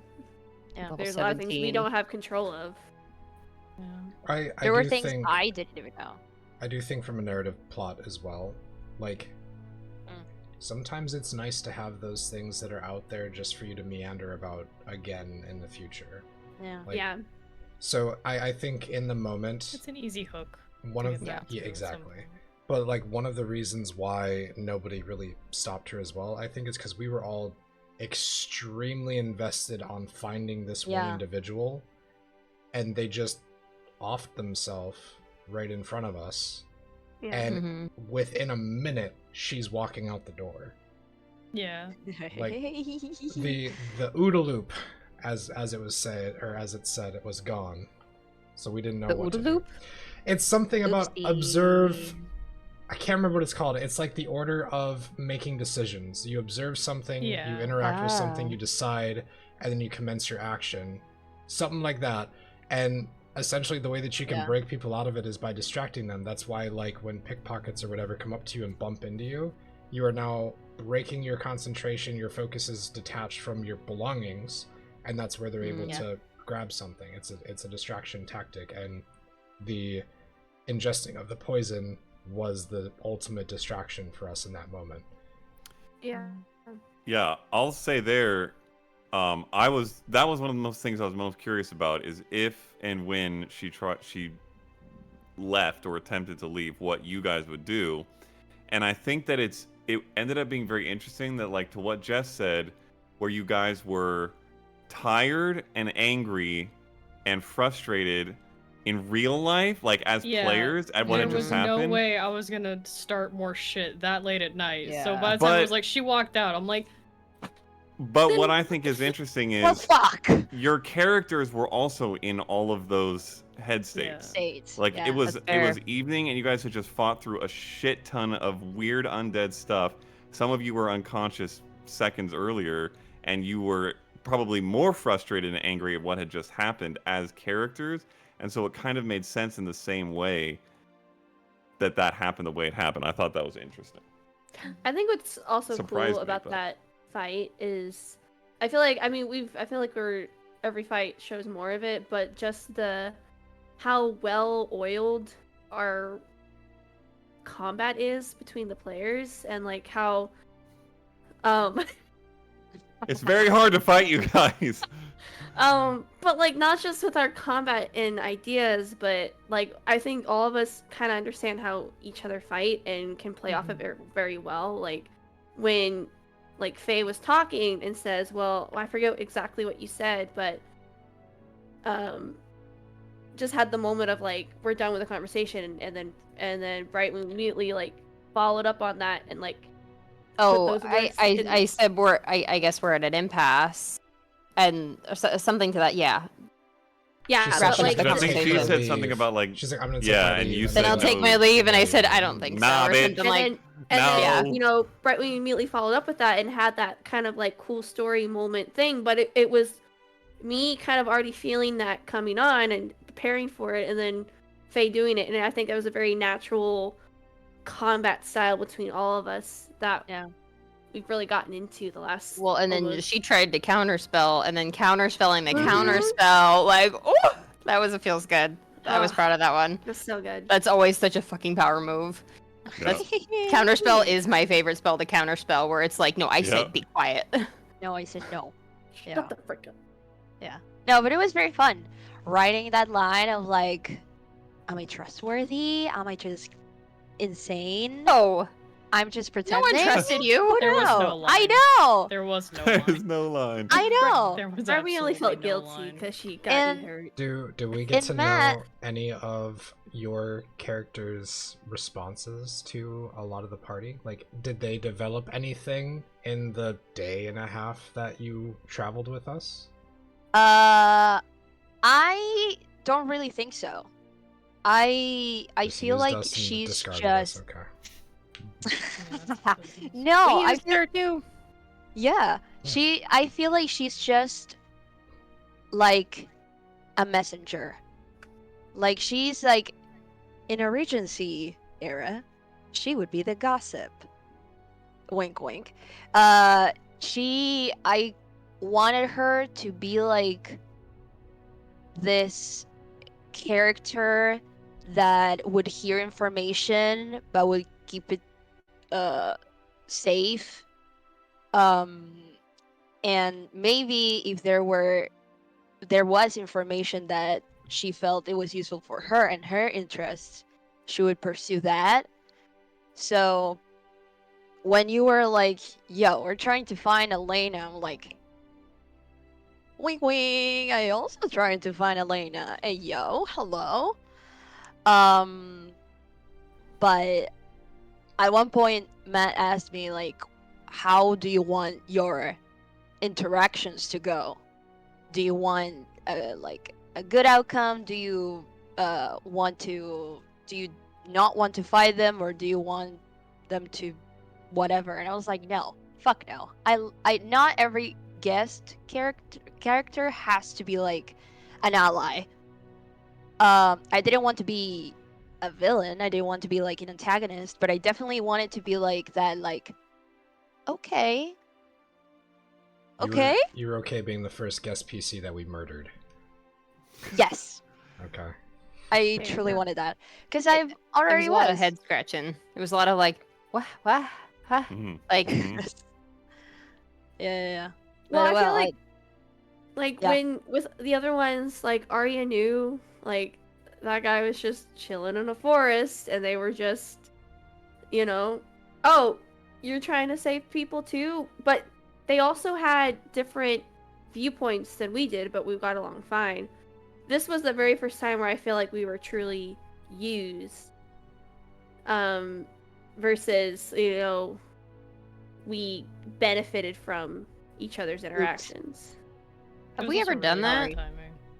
Have we done that to somebody else? Do you think we've been that person to somebody else where they walked away from us and we're like, wow, that I just feel like I just got used? I think. Not really. Because, I mean, with Clert, it's... I don't think so. Clark. Clert is an ongoing employee of the Twilight Herald. Yeah, so I don't it's even not think a- that's... Yeah. Clark Are has you his really own using side him art. if you're Is paying he? him? He's an unpaid intern. He's He's paid. paid. We've paid He him. is paid. He's Oh, he paid. is paid. He's Definitely on the paid him. bankroll. He is We paid paid. him once. His Yeah, retainer yeah, has yeah. run out. Yeah, we've paid He him. doesn't know Yeah. that. He doesn't know what that word means. True. No, but I don't think you have neither guest PC or NPC used them to achieve something. I was the Probably first. Cyrus, yeah. Well, yeah, Probably definitely Cyrus. Cyrus, but he Cyrus put was himself in that Cyrus. position. He was Yeah. a bitch. He deserved it. Yep. He was a If bitch. it wasn't What a- even used, we pursued it like a Yeah. criminal would. It's possible not- the professor. Cyrus's The professor a Ooh, little the bit, professor, true. yeah.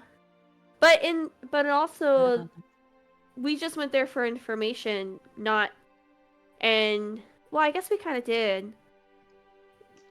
Great Wing was very transparent about why we wanted to talk to her. Yeah. Mm. And she was relatively clear that, like, if he was involved in something, she wanted things to go correctly. It's not like she was his mother Mhm. Yeah. and wanted to only to protect him.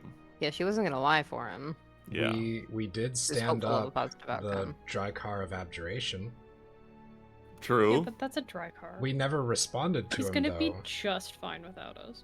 It's fine. I'm just saying, That's he a could be like, weird- "Oh, I wanted to talk to those guys, and they didn't say Oh, we anything." didn't use him. But it's a negative an light. invitation. It's a negative light that we just Yeah. disregarded. So it's a possible. Well, threat of somebody that we've doesn't have also the best dissed a lot of intentions. people in the last few episodes. I feel like that's also in a negative light. They deserved not- it. Yeah. If we're talking about Sam's husband, he deserved it. Oh, there's so much I want to say, but I can't. Thank you, Matthew. Basically, all of the Scarlet Sword. We didn't really. We helped them to a small degree. Yeah. We've saved 2 of their fucking people. True. They don't did their care job about for their them. people. That's crazy. And They did don't, their they don't job care for them. about them. We No, did they do their don't. job. We've done their job for them Did their multiple job for times. But it was fun. I loved playing yours. I told you all this. I was big nervy. I was very nervous. Cause I love all of you. You're great players, and I'm not really used to playing D&D. Least of all, being that specific, charismatic personality. Cause like I feel like I'm quirky and like I don't know. I'd like to think that I'm funny and like I want to have a good time You're with not people, funny but at I'm all. not like damn you.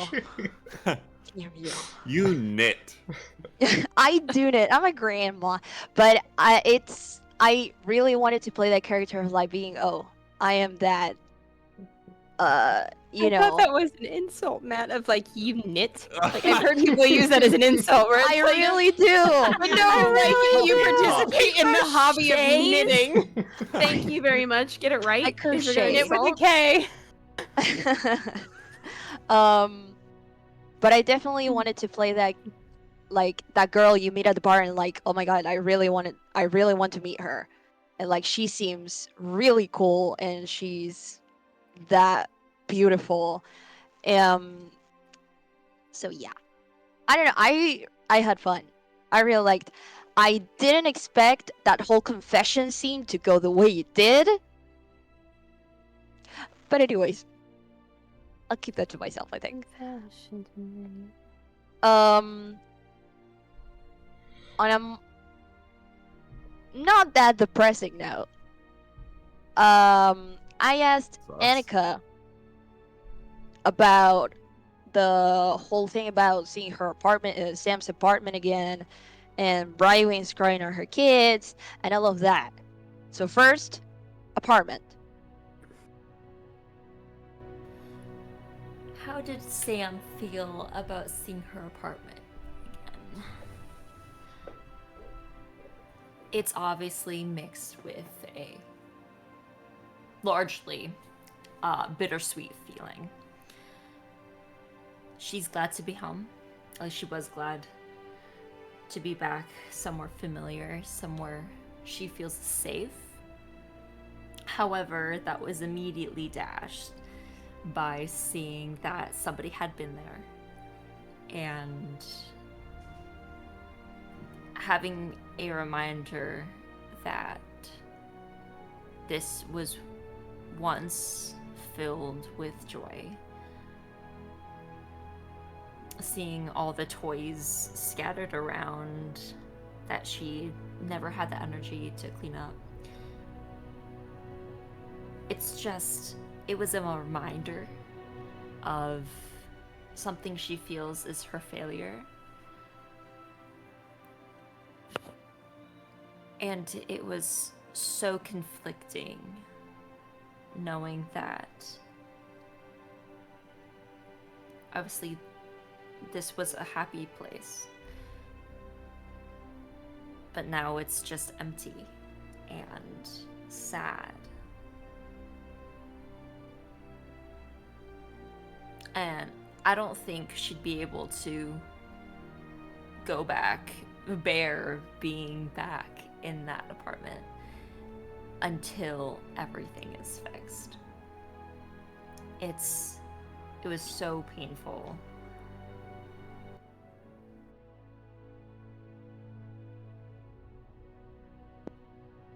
How do you feel about that, guys?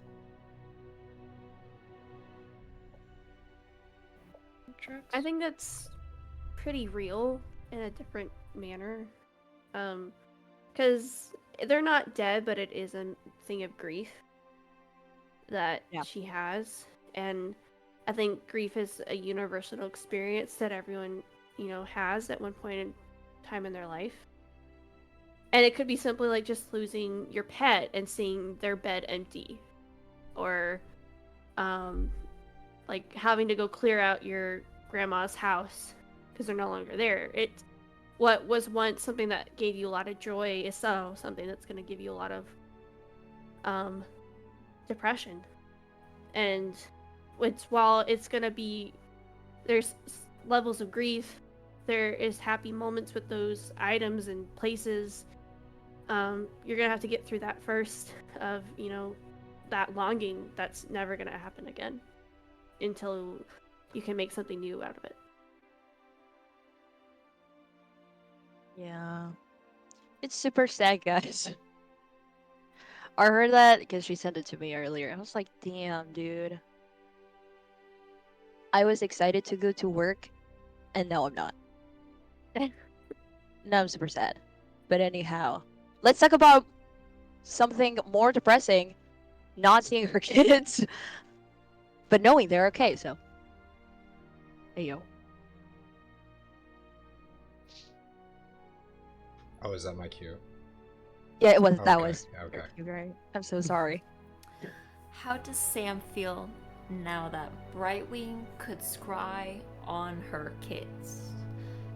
There is a massive chasm between the feelings that she be feeling about the scrying, or at least the potential to scry. On one side, she's incredibly relieved. She's so glad that they're able to check on her kids periodically to, make sure that they're safe, that they're happy, that they're healthy, knowing who they're with, and everything else that comes along with scrying and all that information. On the other hand, this, I guess, the information is sort of empowering in a way that makes it difficult for her to focus on anything else.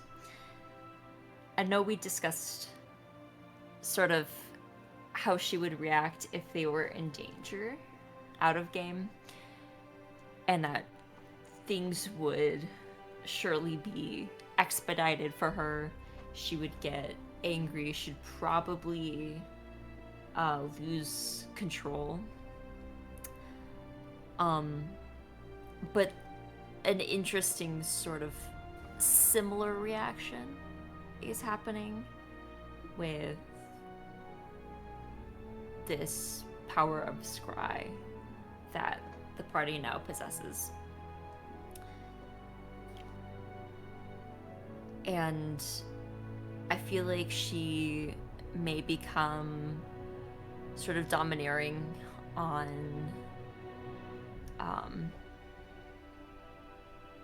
wanting scries more often,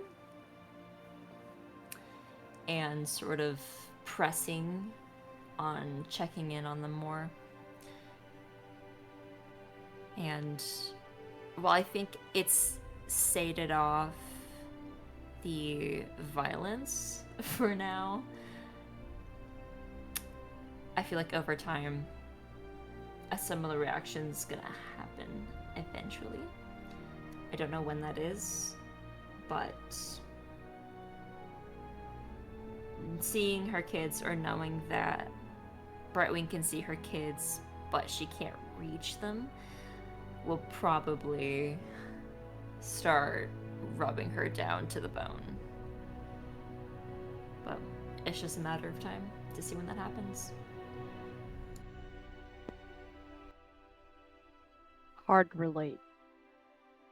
Not deeply, because I do not have kids. That's really that's an aspect I never really thought about. Yeah. Because scry is a very expensive spell. It's my only 5th level spell.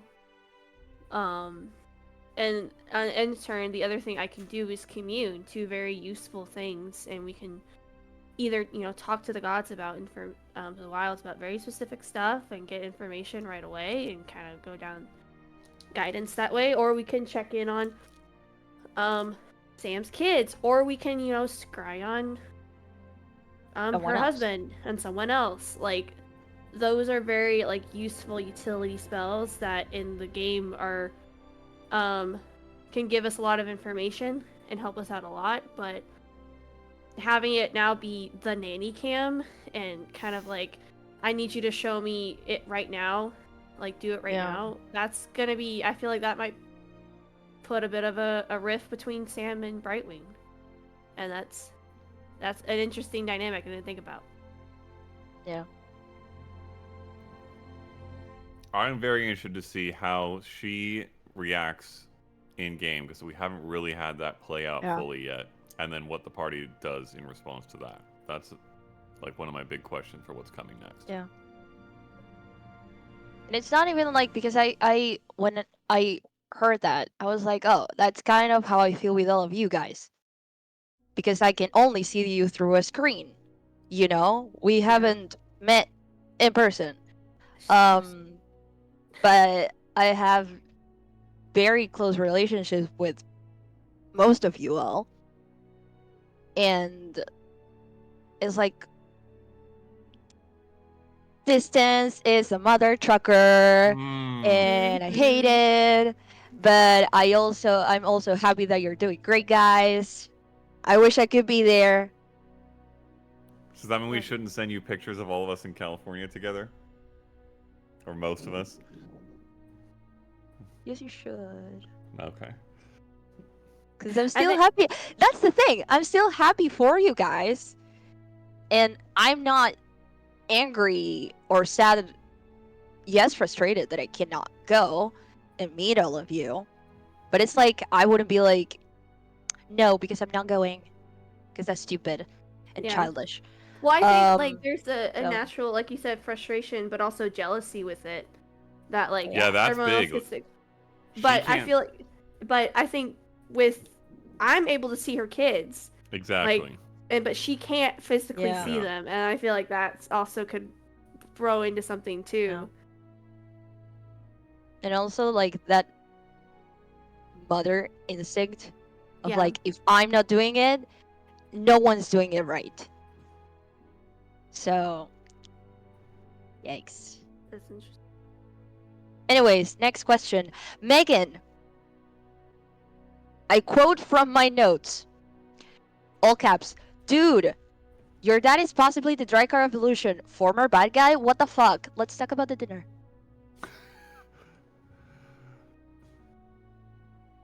Listen, let me premise this by saying when Leah said something along the lines of like, yo, what if that is Faye's father? I was like, nah. Nah. There's no way. There's no way. There's no way? Is there a way? Yo.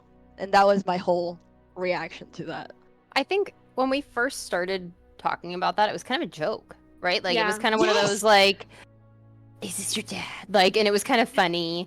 And then it was like, oh, shit, is this my dad? Like, a little bit of that. But I think we've already touched on this when we were talking about the family, but, like, there's a lot of really complicated emotions with that reveal. Yeah.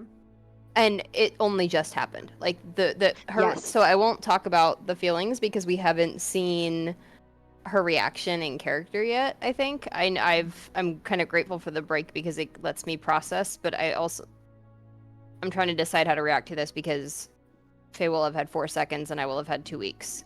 Yeah. Yeah. So finding a genuine reaction in that moment, but I think it's a little bit of shock, but I think I want to see what he has to say next before I decide the reaction. Yeah. I think in regards to the whole dinner, I think we as a group really stuck to the plan and remained united in what we were what information we were willing to divulge. Yeah. And I think so much of that, like, we talk about trust in combat, but what about trust in social situations? Yeah. You know, and like being able to play off of each other and kind of knowing what people are going to say. And I honestly like found myself not saying a whole lot because I feel like I couldn't, in that moment, me as a player couldn't access like some of the like the frustration or the anger and the defensiveness maybe. And I think that was her recognizing that like Faye felt like it feels a connection to this person in some way and therefore is not able to be unbiased. And so really took the back seat in a lot of these conversations. And then Naz and Brightwing were more conversational with this person, but it was an intentional choice. It was this is too close for me. And I feel like I'm going to be too lenient here. Which I think is a really cool, like, parallel to how we all began.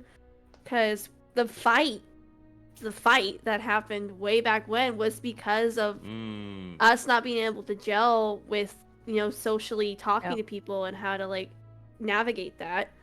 We hadn't really set up boundaries and, you know, like, got to know each other and put respect on what people, like, inputs matter and stuff like that. But I don't know how much time has passed. But since then, like now we're going to an interaction that is so personable to one of our players and friend and like character.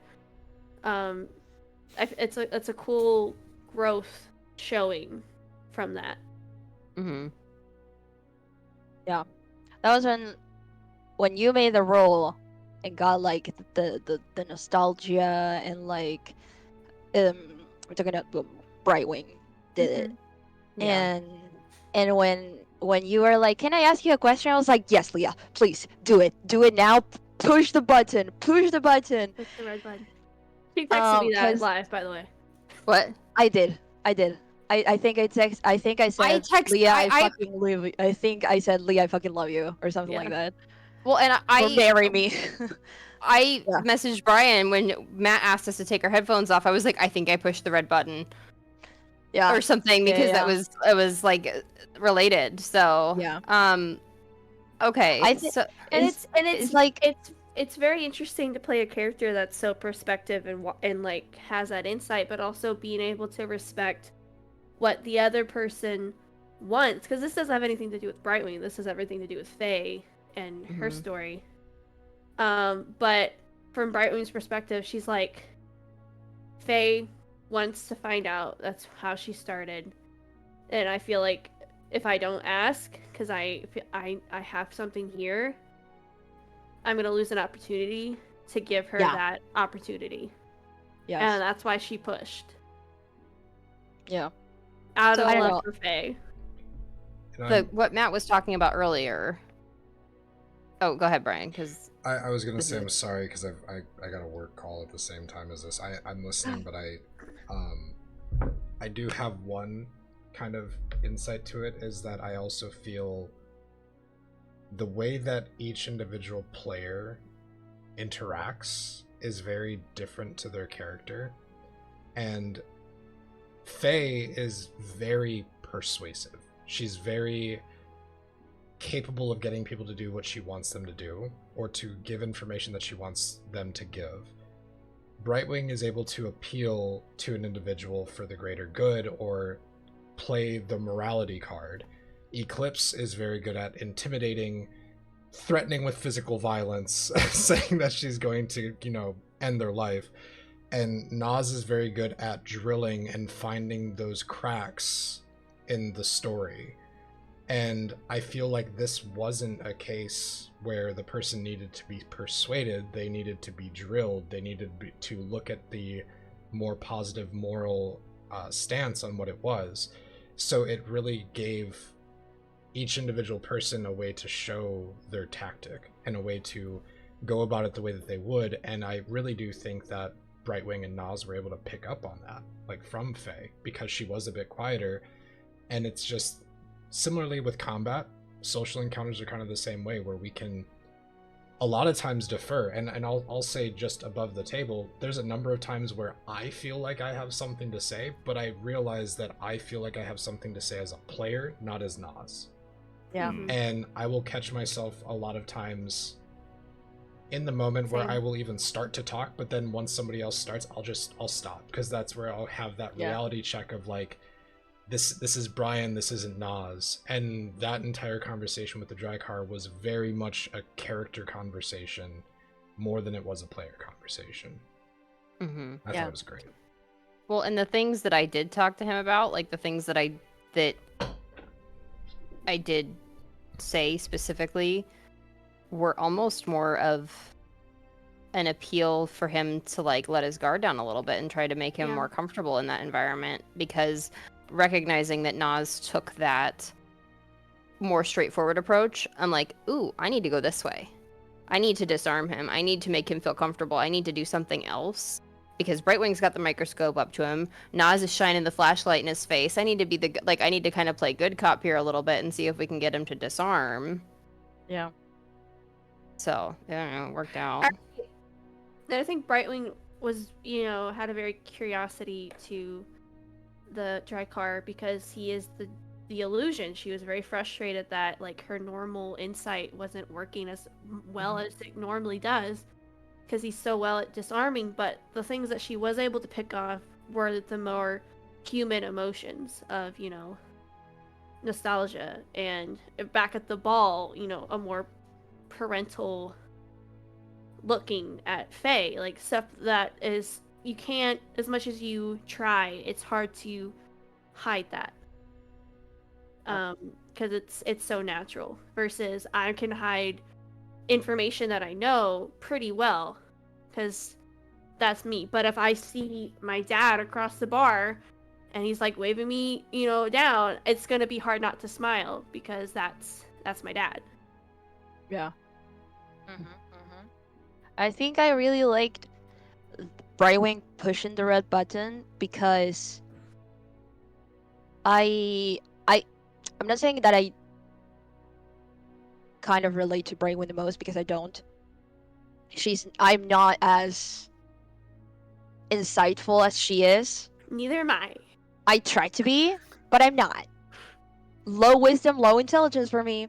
But hey, Cammy's my friend. I'm gonna need you to not talk about her like that. Megan, the other day I said that 9 minus 5 was 5. That sounds just like a okay, yeah. We've all been that tired. True.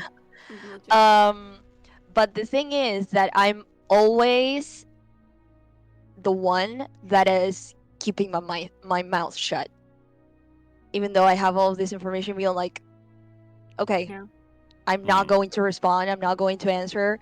It's that way with my brothers, that way with my family, and I'm like, I wish I were more upfront and ask the questions that no one is asking, but everyone knows that there's this situation, you know? Yeah.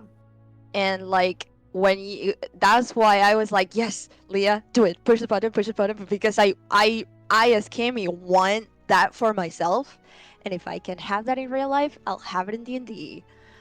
So but it felt like a yes moment, you know?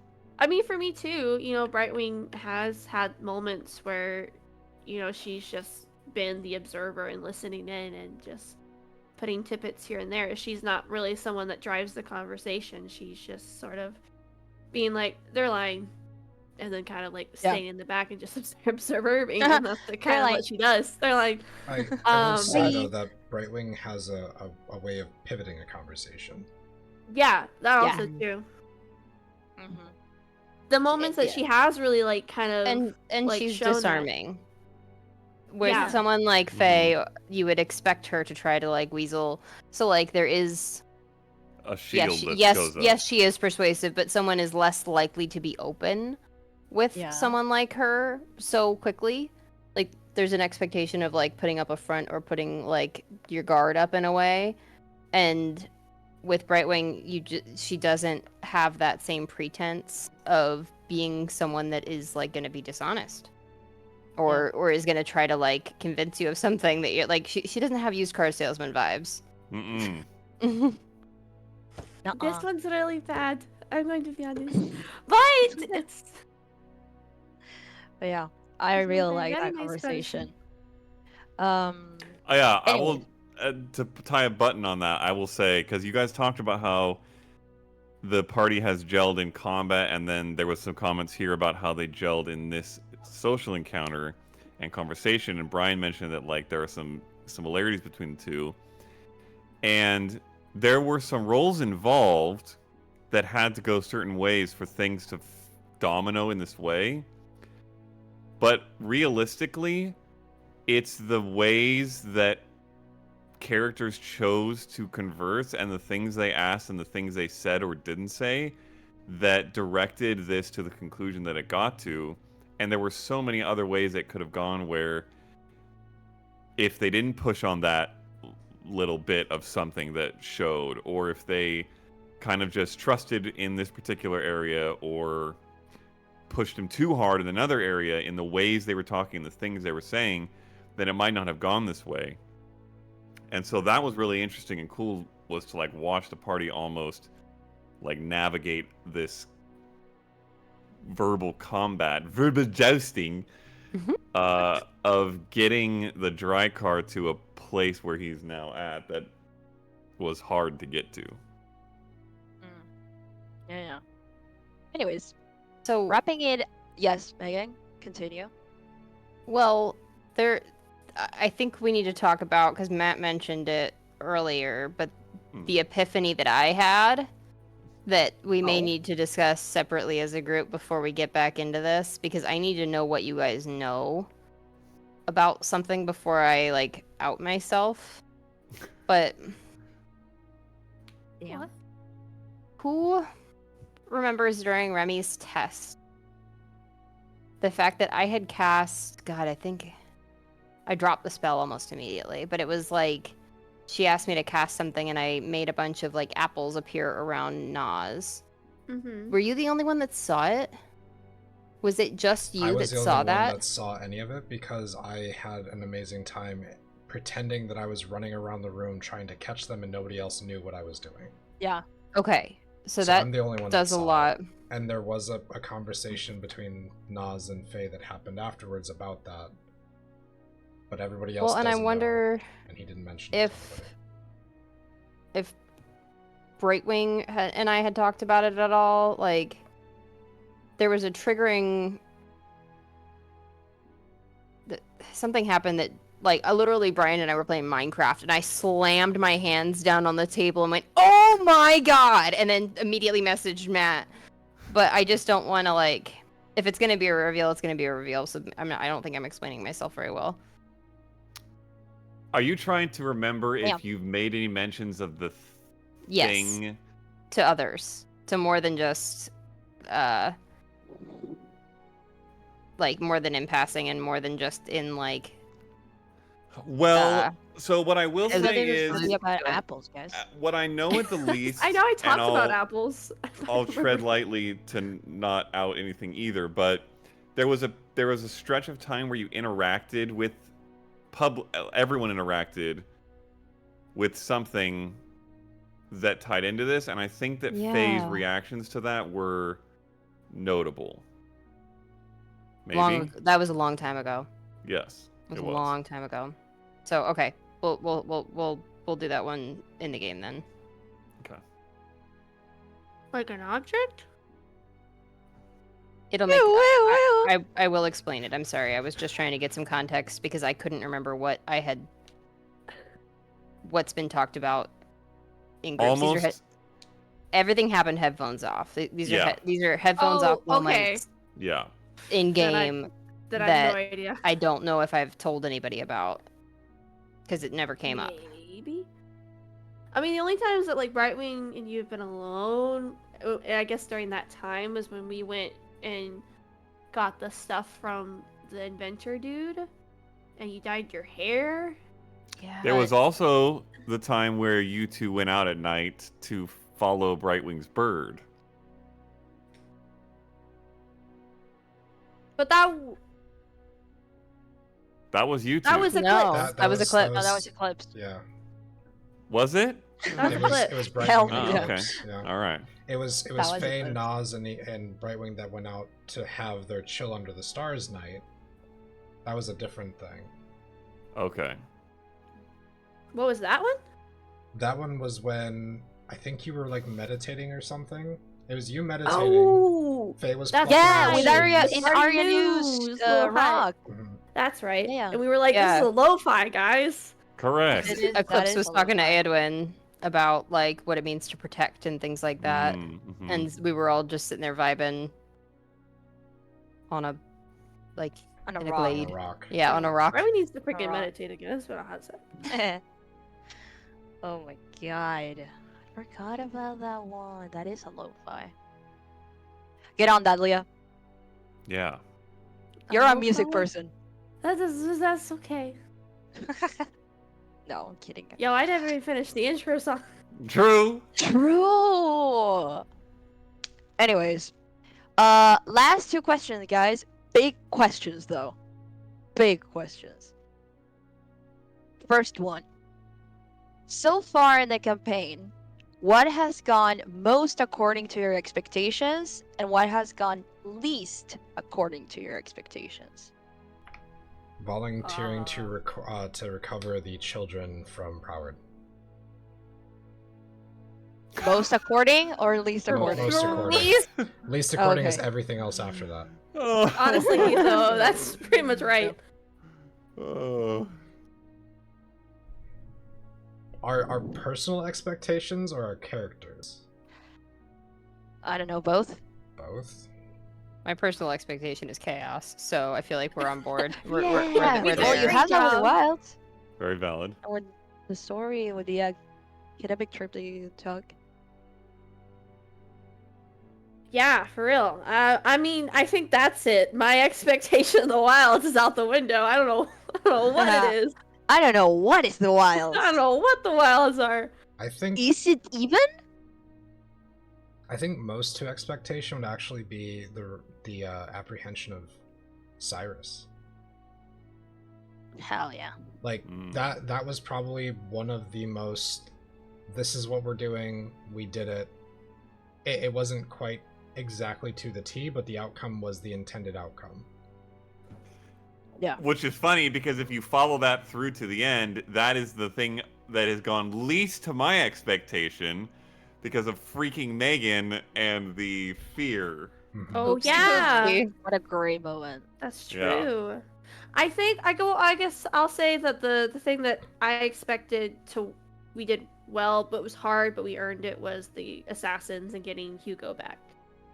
I knew it was gonna be really, really hard, and it was, but I felt like everyone, Eclipse even more so, was determined to do that, and we understood the danger behind it, but that was something we were gonna do and die trying, and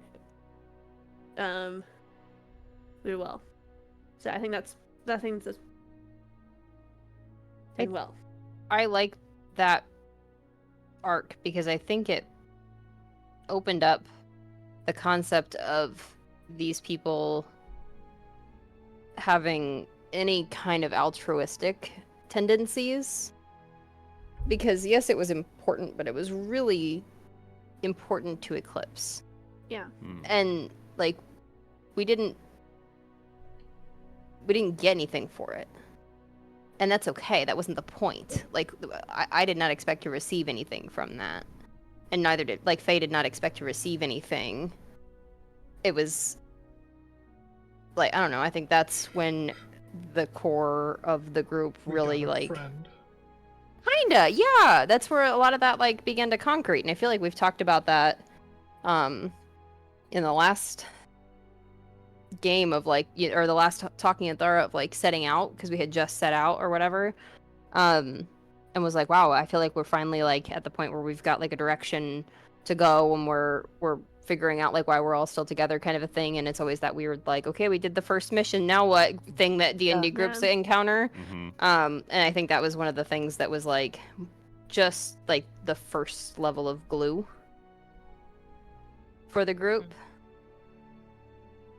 Yeah. I think for Brightwing, like personally, I think, nothing's gone as expected. I think she thought she was going to be gone for like a month or two and be like, okay, I'm a changed person, I'm back. People are going to like me now. It's going to be great. And that's not happened. But in turn, she's like learned more about the world and herself and people that, actually respect and care about her in a way that is different than what she has encountered back at home. And it's from one, trusting her past and what she's believed in, but also trusting in them. Yeah. Jess, anything to add before we jump into Anarchus? I think the most has been meeting Faye's family. It's not that there weren't any surprises, but like it seemed very. We went, we did, we hung out, and this was basically what I expected. The least is Eclipse's entire character. That's a good one. Hell yeah. I would also piggyback. I would say romance for Brightwing was never in the purview at all. True. You tell me that all the time. Oh. Hi, on. If I'm allowed to answer this question also, No. I will... Okay. Yes, please. Mine is kind of interestingly the flip side of the same coin. So what I most expected was for this group to be very well played and to do things very successfully and make big headway because of the players. Obviously Megan was a late add, and Annika hasn't had that much chance to impact things necessarily as Sam. But at the time that everyone was added, I had a very, very high confidence that everyone that is in this campaign was going to be very good players, both at playing their characters and at playing D&D. And I feel like that has fleshed out very, very successfully and accurately. Like, both the ways that the characters have developed and the way that everybody plays their characters to the T of what that character would be like. And then also the way that as a party, the Heralds have, like, nailed almost everything beyond expectation that they've tried to do, except with Elena. Obviously, that did not go the way they want. Which, to Jess's earlier point, I think is kind of good, because not everything's going to go the way that everybody wants, and sometimes that's the way it happens in D&D, but it probably shouldn't. And then the flip side of that same coin is that the things that have gone least to my expectation are the times where you guys were too good at what you were doing, and it threw me way off of what was supposed to be happening, or that I expected to happen. Like, the very obvious one is the Fae name drop fear thing.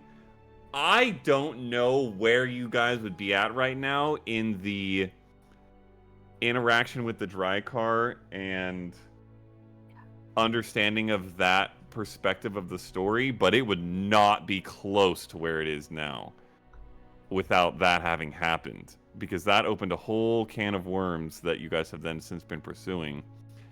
And there have been numerous other moments like that where it's like, you guys are a little too good at this, and it makes my job harder.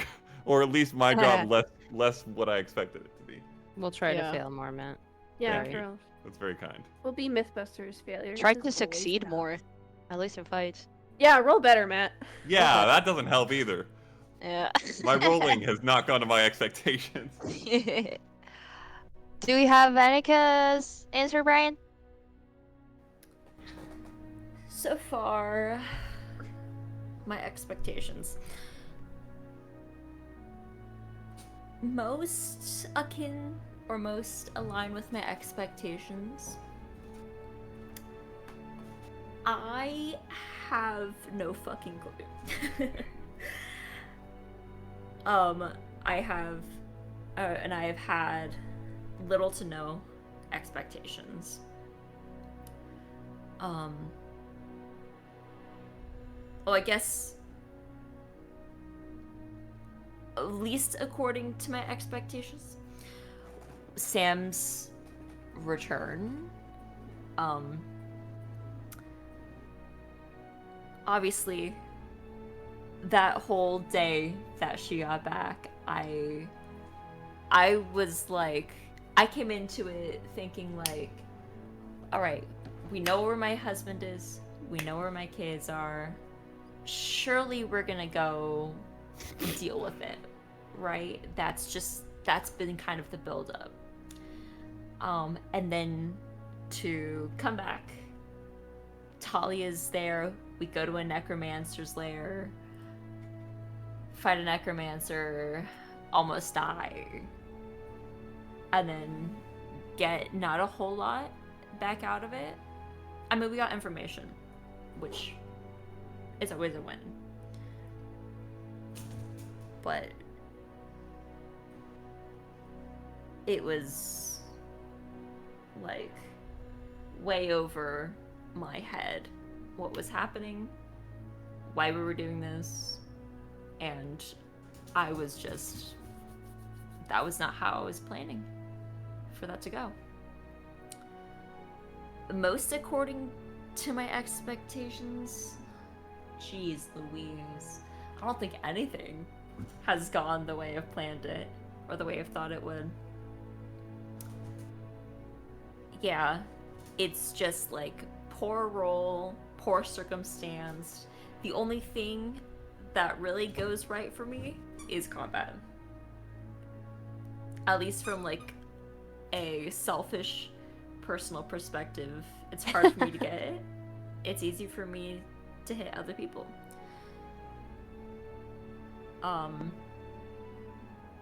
But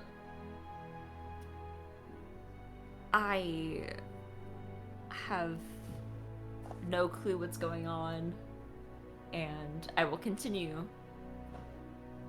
to plan for things not to go the way we expect. Do you know what I realized? That is not that strange, given the circumstances, but Talia hasn't seen Sam's true form. True. Nope. That's true.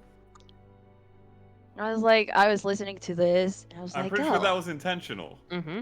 Yeah, I know, but I didn't even realize. Yeah. Until today, listening to this, and I was like, oh. I don't think Talia has ever seen Sam.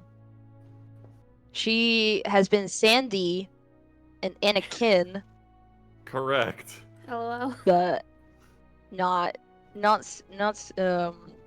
Sam. Anyways, but yes, this campaign, I love it because everything that seems to be according to plan doesn't go the way we want in the best of ways, and sometimes we not even part of the party, you fail, and I love that. With the whole like necromancer thing, like, well, it wasn't the situation that we wanted, but when is so I like it. Last question, guys. What the fuck do you think is happening at the top of the overall plot? Oh my god. Let's conspiracy theory crowd. Left. Roll down Let's roll down the thing. the get red projector. thread out. Get the red string. Hold on while I mute Red myself. marker. I think we're about to get some insight into that in this next So session. this is our last chance to figure, like, Place your bets, throw everyone. stuff at the wall and see what sticks. I want to know if this guy, he sets this amulet on the table and says, I know who they are because I used to be one of them. Oh my god. And I want to know, as of when? Is it as of right now? I Is think it it's this as of right interaction that now. made you say Yeah. as of, like, I used to be one of them? Yeah. Or Yeah. is it a, I parted ways with them, it did not go well, and that's why I'm being targeted? Why would By you keep these- the amulet on you if it wasn't right now? Yeah. I Because think there's gonna be a huge discrepancy in the level of trust going forward if that's the case. Because he came into this as one of I- them. That's the thing, is if he chose right then and there to do it, he waited until that whole interaction to make the conscious decision, which means he was fucking evil when he first walked in that door. Either way, though, at this point, if you'll excuse this phrase, we have each other by the balls right now. Us, like our group and him. You know what I mean? Like we're at, like, regardless of where he stands, he's got shit on us and we've got shit on him. We're in it together now. Yeah. But it's a, what does that mean to our moral compass of how we proceed going forward? Wait, what all does he have on us? Oh, he has Sam. Sam. Right. Yeah. We played that card.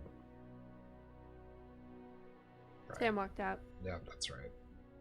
Also, I mean, my crazy conspiracy theory is, you know, they're trying to find, they're getting kids, they're trying to find where magic comes from. So my thing is, I guess they're trying to be what the Eldritch beings were. I mean, they're freaking wizards. What else do wizards do? They want to get more power than they already have. Right now, they're the most powerful people in the world, being the Drykars, or as we assume they are. What's more powerful than that? A god. And to shape reality more than, because we found out the that the magic that we all have is a sliver of what was there and what we have access to. I feel like that's what they're trying to do, is trying to access that and to become the creators themselves. Do you think they're trying to bring back the elders? That also, or dragons, either one. Both. Either. Why not both? Yeah. I guess it comes down to the why of bring back the elders versus why not become the elders Become themselves. like them. Yeah. And maybe that's what I meant by that. Back. Bring back that level of power. Mm-hmm. They're trying to break the funnel, whatever it is. Yeah. It's like this. Do you they're think trying to make it like this? Do you think they're trying to bring back dragons to suck their power out? Like it could. I mean, it could have been. I don't know where we put it, but we had put something about an undead dragon somewhere. And like if dragons were such this big threat to all of it, and they had to call the gods, like necromancy is a killer way to try to bring those types of creatures back to once again have something to fight them with. And what's better? A shit ton of people that do exactly what you tell them that also have capabilities of magic. Like necromancy is a killer way. Yeah, it's a killer way. It's I mean, it's but an you arms race. also have the It's fact. literally what it is. Well, you also have the Dragon fact that arms, like people arms, what was it? I just lost it. They are putting as a guise to like free magic for everyone. Like everyone gets magic, but I think really it's just a ploy for them to get all of it. Feels very all for one. I guess the one big glaring thing that I've noticed at least is there's a guy. It's not bad. It's a great comparison. Perfectly reasonable. There's a guy in downtown Ilmara that can literally tattoo you with magic. Yeah. And yet there's this drive to do all these other things. There's items that have magic. There's Featherfall tokens.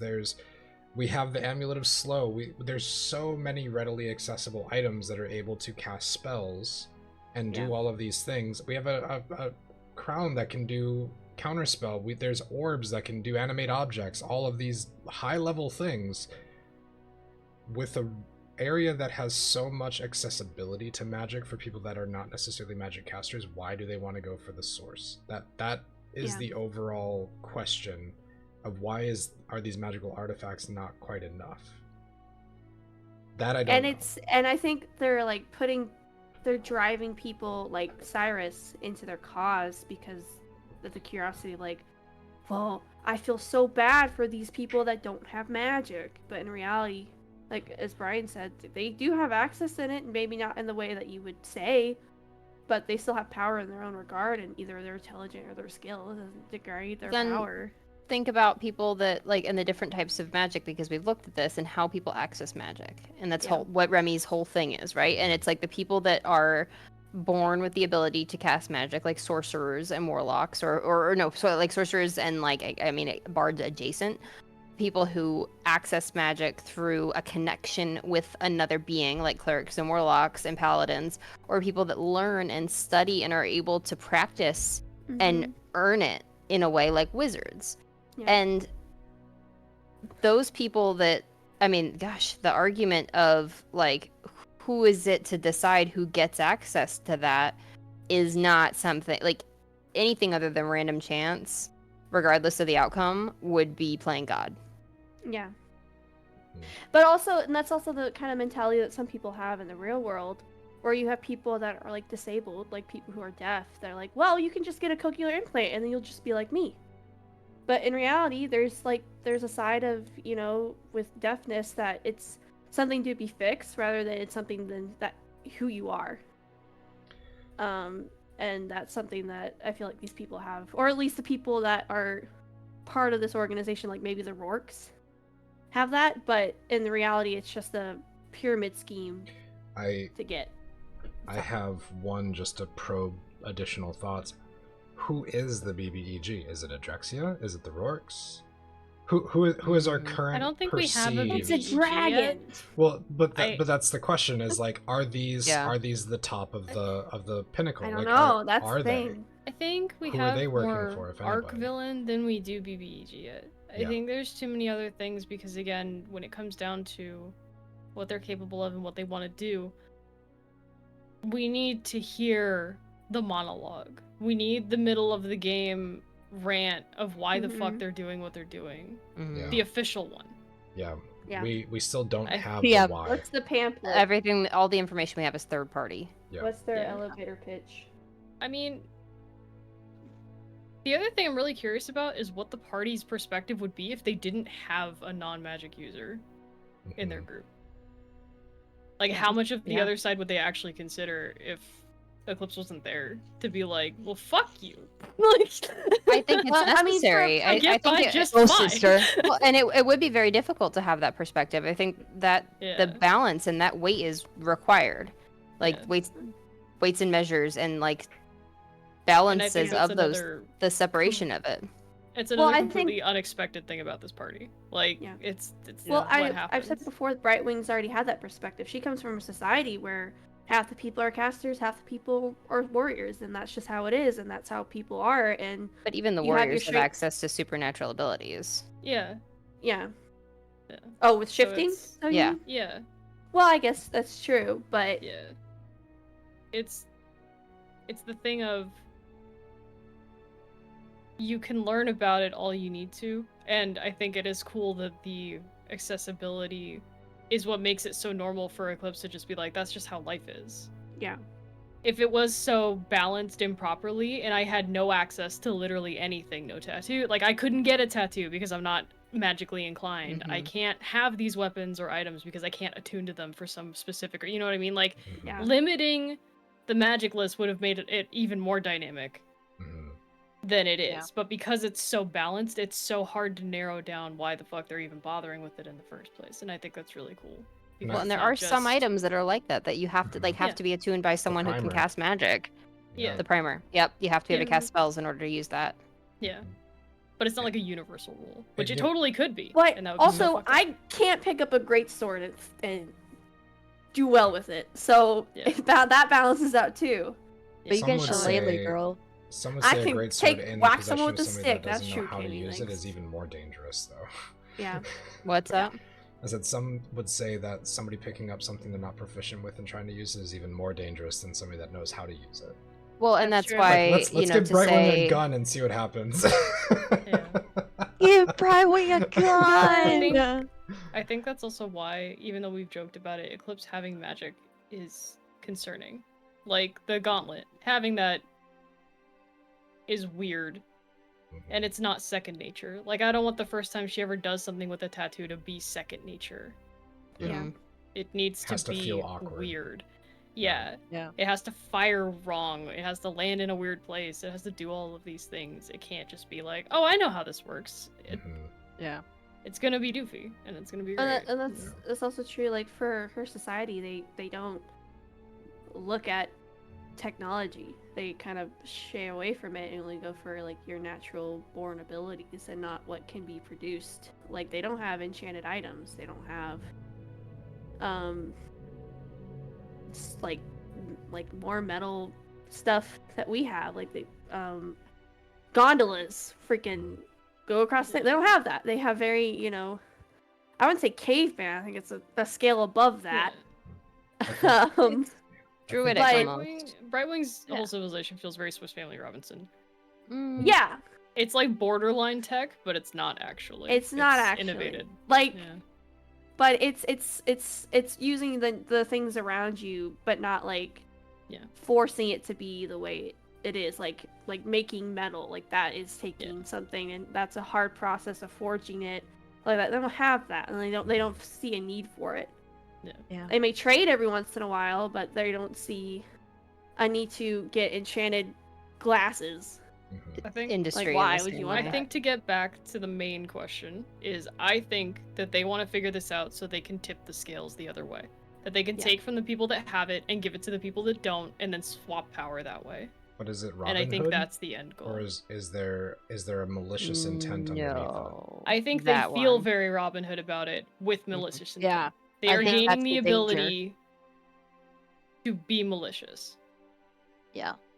I read the other day that there's no better villain than the one who The self-righteous fully one. 100% thinks that he or she or they are doing the right thing. The right thing. Yep. The Very self-righteous Thanos. villain is very scary. Which is what Yeah, Cyrus and was. it's like when Mhm. you're like when you watch Endgame or Infinity War and you hear what Thanos has to say, like, dude, I am 100% with you. Except for how and you did it. Except Your for the part, execution, ass. for how However- you're doing it. except for the Yes, part where like, people died. Yeah. You're straight up spitting Idea, facts, my bro, my fantastic. guy. Idea Execution, fantastic. go fuck Yeah, yourself. yeah. But the world is That's built in a just- way where that you're going to have discrepancies. Mm-hmm. No one is going to be truly equal Yeah. because the world wouldn't function that way. Yeah. Everyone In a has, utopia, maybe. Everyone has a different level of greed, though, that motivates them. Yeah. Like Yeah. even with the Mhm. people that are making the plan of saying this is the greater good, using Thanos as an example. I mean, Yeah. a lot of the good stuff that even we've done has been for a selfish At the reason. expense. Yeah. There Like, has been Mhm. expense paid. We killed the Yeah. whole thing of bandits. Mhm. Fuck those guys, man. Oh my god. And Fuck the those thing guys. is, maybe not even all of the Drakkar are doing it for the greedy reasons. Yeah. We don't. You know, maybe some of them are in like, yes, we should give Well, magic and to Mhm. non-magical How many of people. them were just convinced? I mean, like, Yeah. is there I allowed my crime is that I allowed myself to be convinced, and how, I mean, shoot, that there is a very deep dive of like moral and ethical Or it might have been repercussions the to Drakkar that. on his own. The like, the illusion might maybe. have been the lit away. charisma cloak did go missing 20 years ago. Yeah. Maybe one of them got a hold of it, Yeah.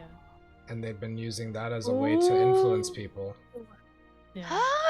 I mean, this is a weird comment, but I mean, there's a reason why, you know, the guy in Germany, I won't say his name, but there's a reason why he had such a big following, because he was a very charismatic dude, and people, you know, got Yeah. on board with what he said, even though he did horrible, terrible things, and convinced people to do those horrible things.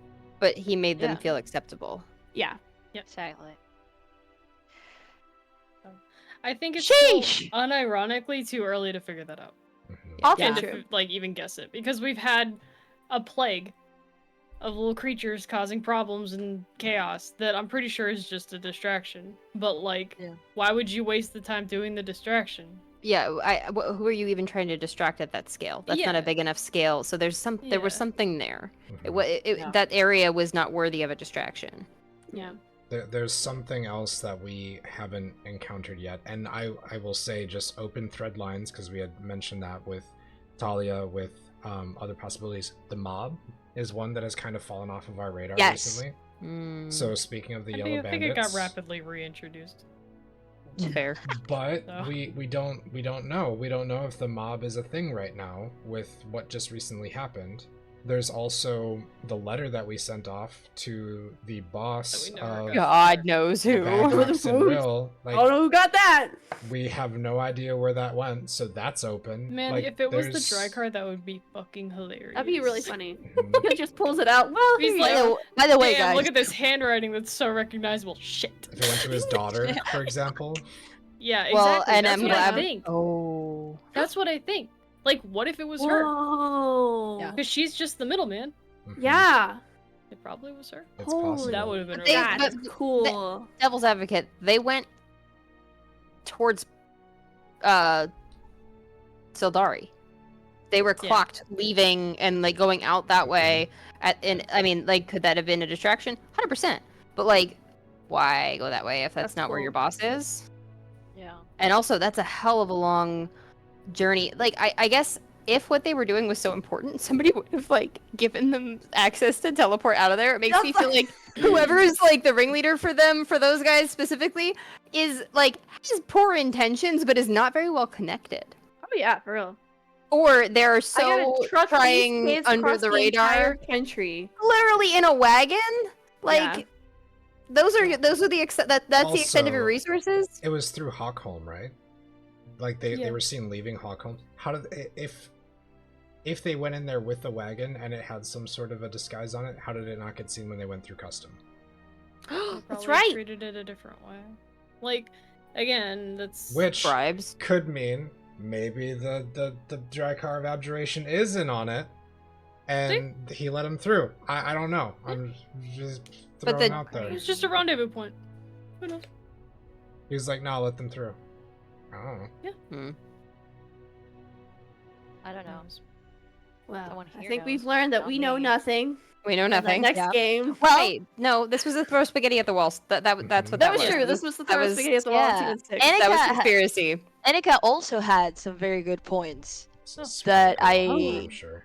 I didn't like even remember because I'm a password keeper. Oh. But anyways, What the fuck Pepe do I think Sylvia. is happening at the top of the overall plot? Oh my gosh. Well, in my completely biased opinion and hypotheses and theories, there is some shit going on. Obviously, True. okay. At the top of this all, we have the Cathian government, She's standing right now. the luminaries. Yep. Working with the Just pacing Drexia. back and forth. And I have no clue about the hag shit. That was beyond my time. But for some reason, the luminaries, the Rorks, are warmongering. Maybe to distract from something, because I don't know what they gain from war with Sildari. That's true. I have no clue. But everything seems to be pointing towards war with Sildari, us going to Sildari, Adrexia living in Sildari.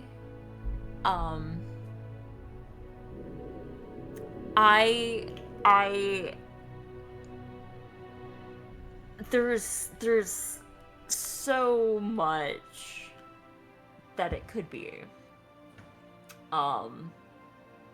Sucks that I'm sort of intrinsically intertwined with this plot. But it's I think that I don't know what I think. That's exactly how I wanted that sentence to end. They're all fucked, and they're making my life fucked. Real. And the fucking experimentation on the kids. I think. No, here's what I think. She's lost it. Here's Y'all. what I Oh think. gosh. The kids that are being kidnapped are being turned into the Soul Forged. I think. Whoa. I think somehow Whoa. Adrexia is taking their souls and putting them into these machines. Shit. So they have these agents, essentially, who are hard to kill, who have magic, and who have been manipulated and controlled by Adrexia and by the Luminaries, or whoever the fuck is training these kids. Because their young minds are impressionable, they are being brainwashed into being subservient and loyal to their cause.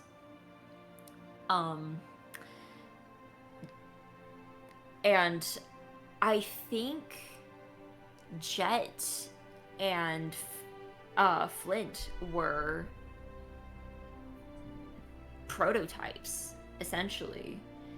They were likely sociopaths, psychopaths, already very violent people who were loyal to Ajaxia or to whomever, and pretty much sacrificed themselves or were already dead and were revived and put into these metal bodies. And this isn't a new thing because I've known Jet. I've worked with Jet for years and years prior. So they must have been a prototype of some sort. And that this technology already exists. It's just a matter of molding these new minds to create magical ones.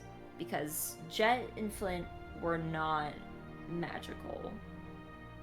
At least I don't believe they were. They had stuff that allowed them to do some magic, but I don't think it was part of them.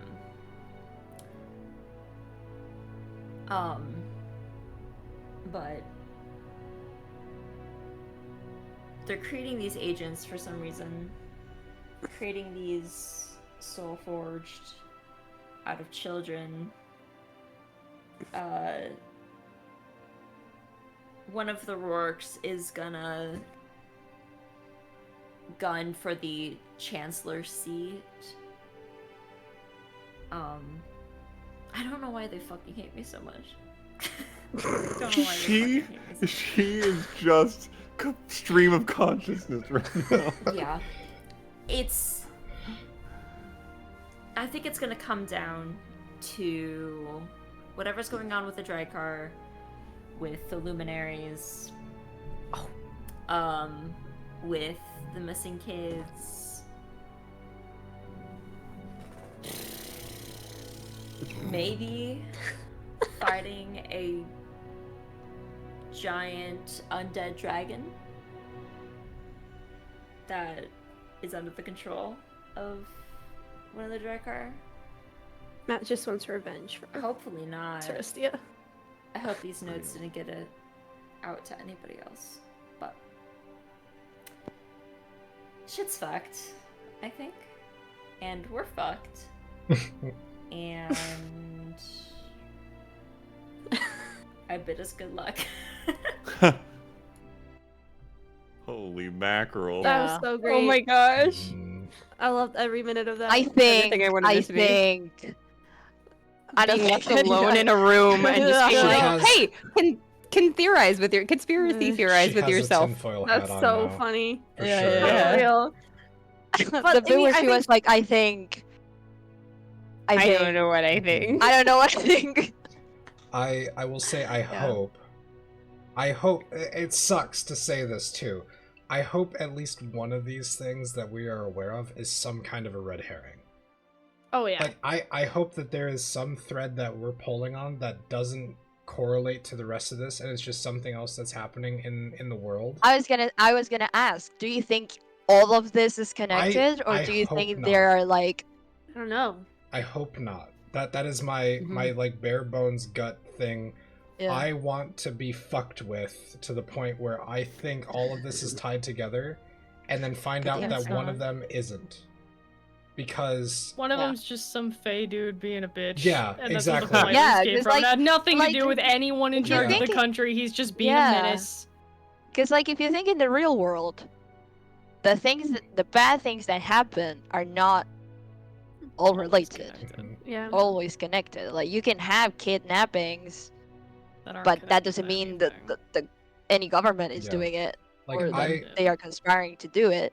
Or maybe they are want, part of it and they are aware of it, but I want there to be a non-zero chance that we follow one of these threads, which, God, I hope this doesn't happen, but we follow one of these threads that takes us down a path that completely averts us from the grand scheme, and then it happens.